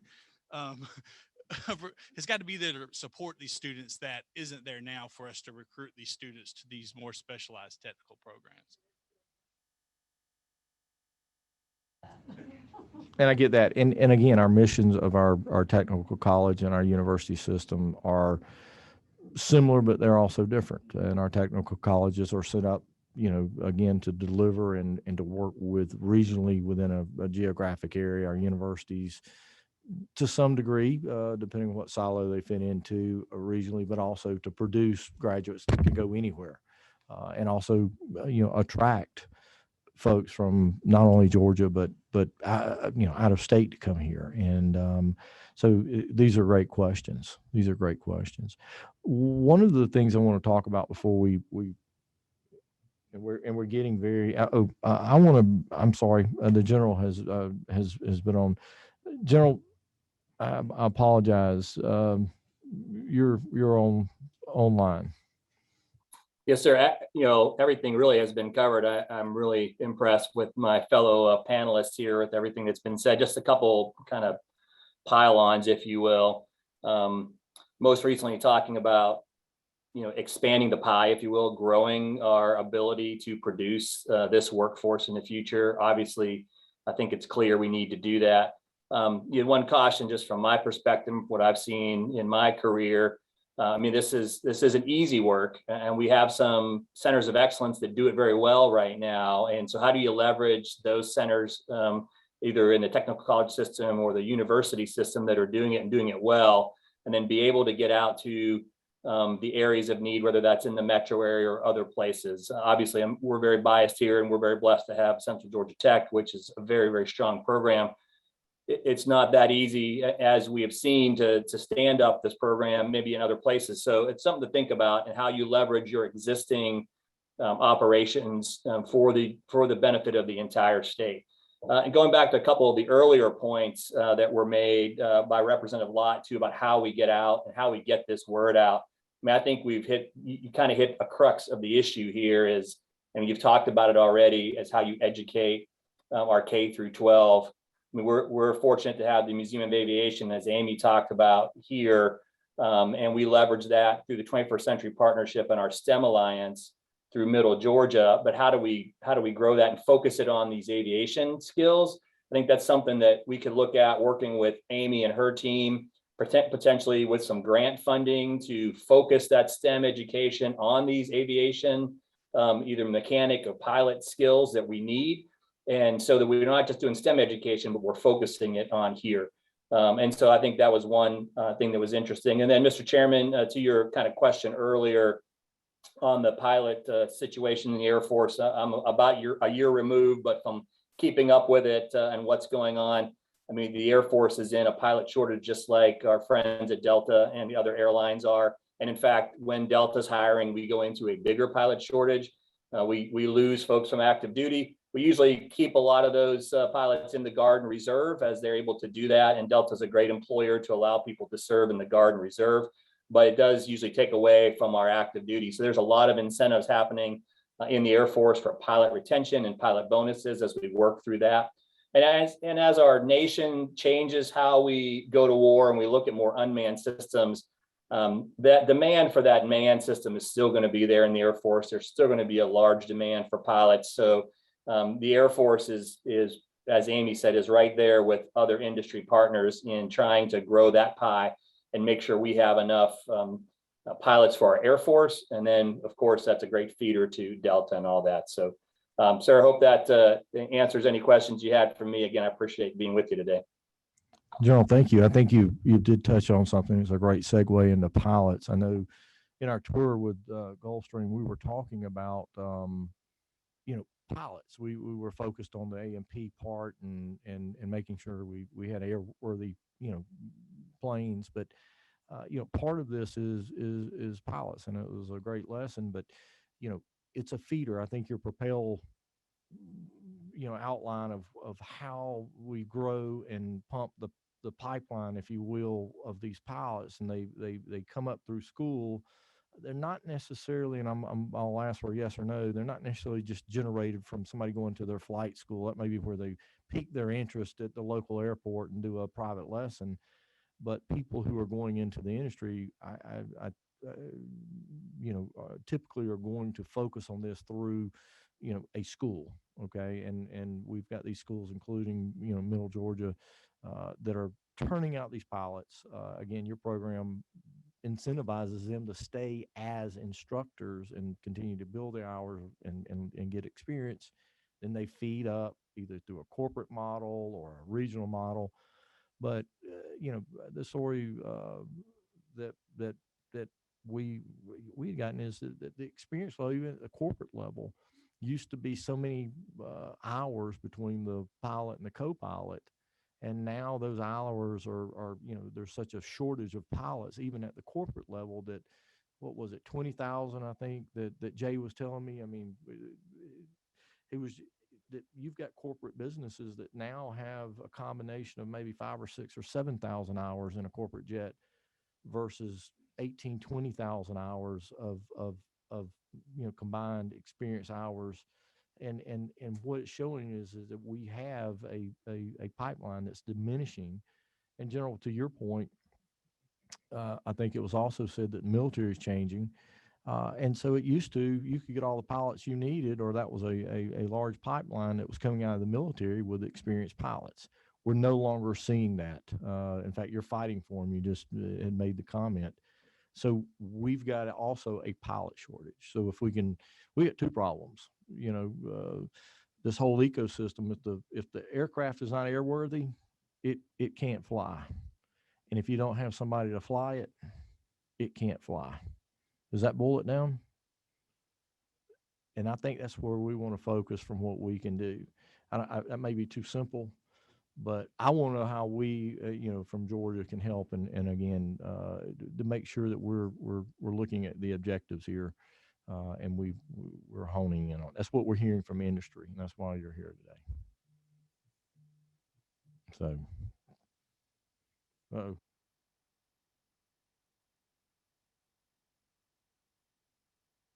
I think you hit the nail on the head on a couple of those points. One is that there still needs to be that progression of experience. You can get an airline transport pilot license without going to college, and again, that addresses that technical skill we were talking about earlier. Again, we're looking for a broader based level of experience and skill set as they come to Delta Airlines. But there's also an incentive to go through a Part 141 or a 4-year degree program, because the FAA allows for a reduced number of hours from a 1,500 hour minimum ATP, airline transport pilot rating, to something less than that, down to 1,000 hours. But they only grant that based on certain accredited and certified training programs. Again, those are the university and training programs that we partner with. And some of those young pilots trying to get into seats would argue that get that 10,000 or 15,000 hour pilot out of my way so I have an opportunity. So part of that is an evolution of the business anyway, right? So you fly for Delta for 30 years and you retire with 20,000 hours because you've been doing it for 30 years. There are still, again, we just mentioned some of the FAA requirements for that type of certification. And then, like any market, when I first upgraded to captain at Delta Airlines, it took me nearly 13 years, but that was post 9/11, where there was stagnation in that career ranks. We've upgraded pilots at Delta Airlines in less than 3 years, all very technically proficient and excellent at what they do. We wouldn't hire them unless they were there, and they're stellar performers. So a lot of that has to do with the training program that we put them through. Joe has the same type of training program. And Representative Dukes, back to your question about how we partner, the way we design Propel is a partnership. So we have dedicated liaisons that work specifically with the University of Middle Georgia. We have real life, live line pilots as mentors for everybody in the program. So we have that coaching, all that professional coaching, but also, hey, I'm facing this career choice. Can you give me some advice and helping get that pilot from here to there? You mentioned the barriers to entry. Financial barriers to entry for any one of these jobs is one of those barriers. Easier to solve the barrier of, I didn't know this was available to me. That's easier and cheaper to solve. I think we can do that. And to the general's point, we have to partner with this industry if we're going to survive. We mentioned the reserves and guard through Propel. We still have 50% of our pilot population, our military, full-time military commitment is 10 to 12 years or more. We get quite a few pilots that do 20, 25 years and then come to Delta. All of these things, I think, is this, it's symbiotic in a lot of ways, where we kind of feed each other and feed the system that's going to feed each other.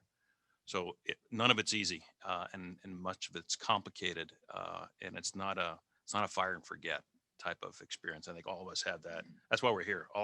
We all have to do that and engage to make it work.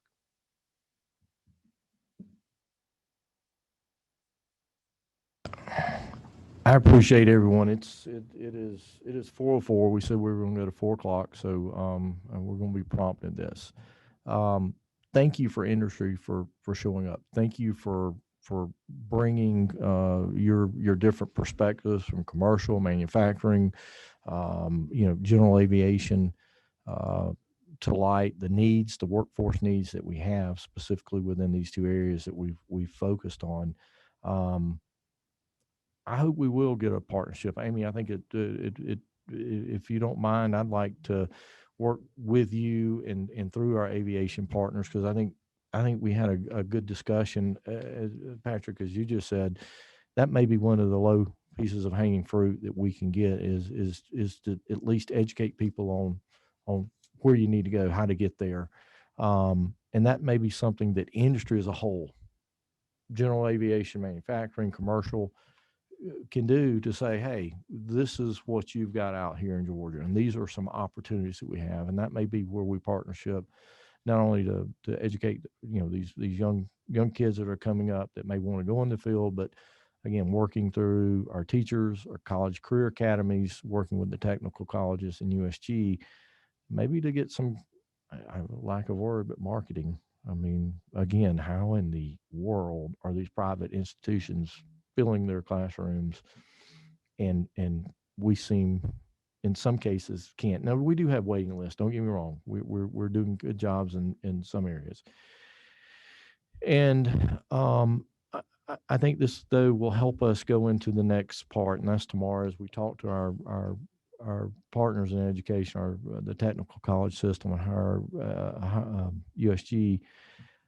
What can we do? What are some low hanging fruit? What are some things that we can do to help them significantly increase the output of the workforce that we've been talking about here? And I think you got to look at it from a short term.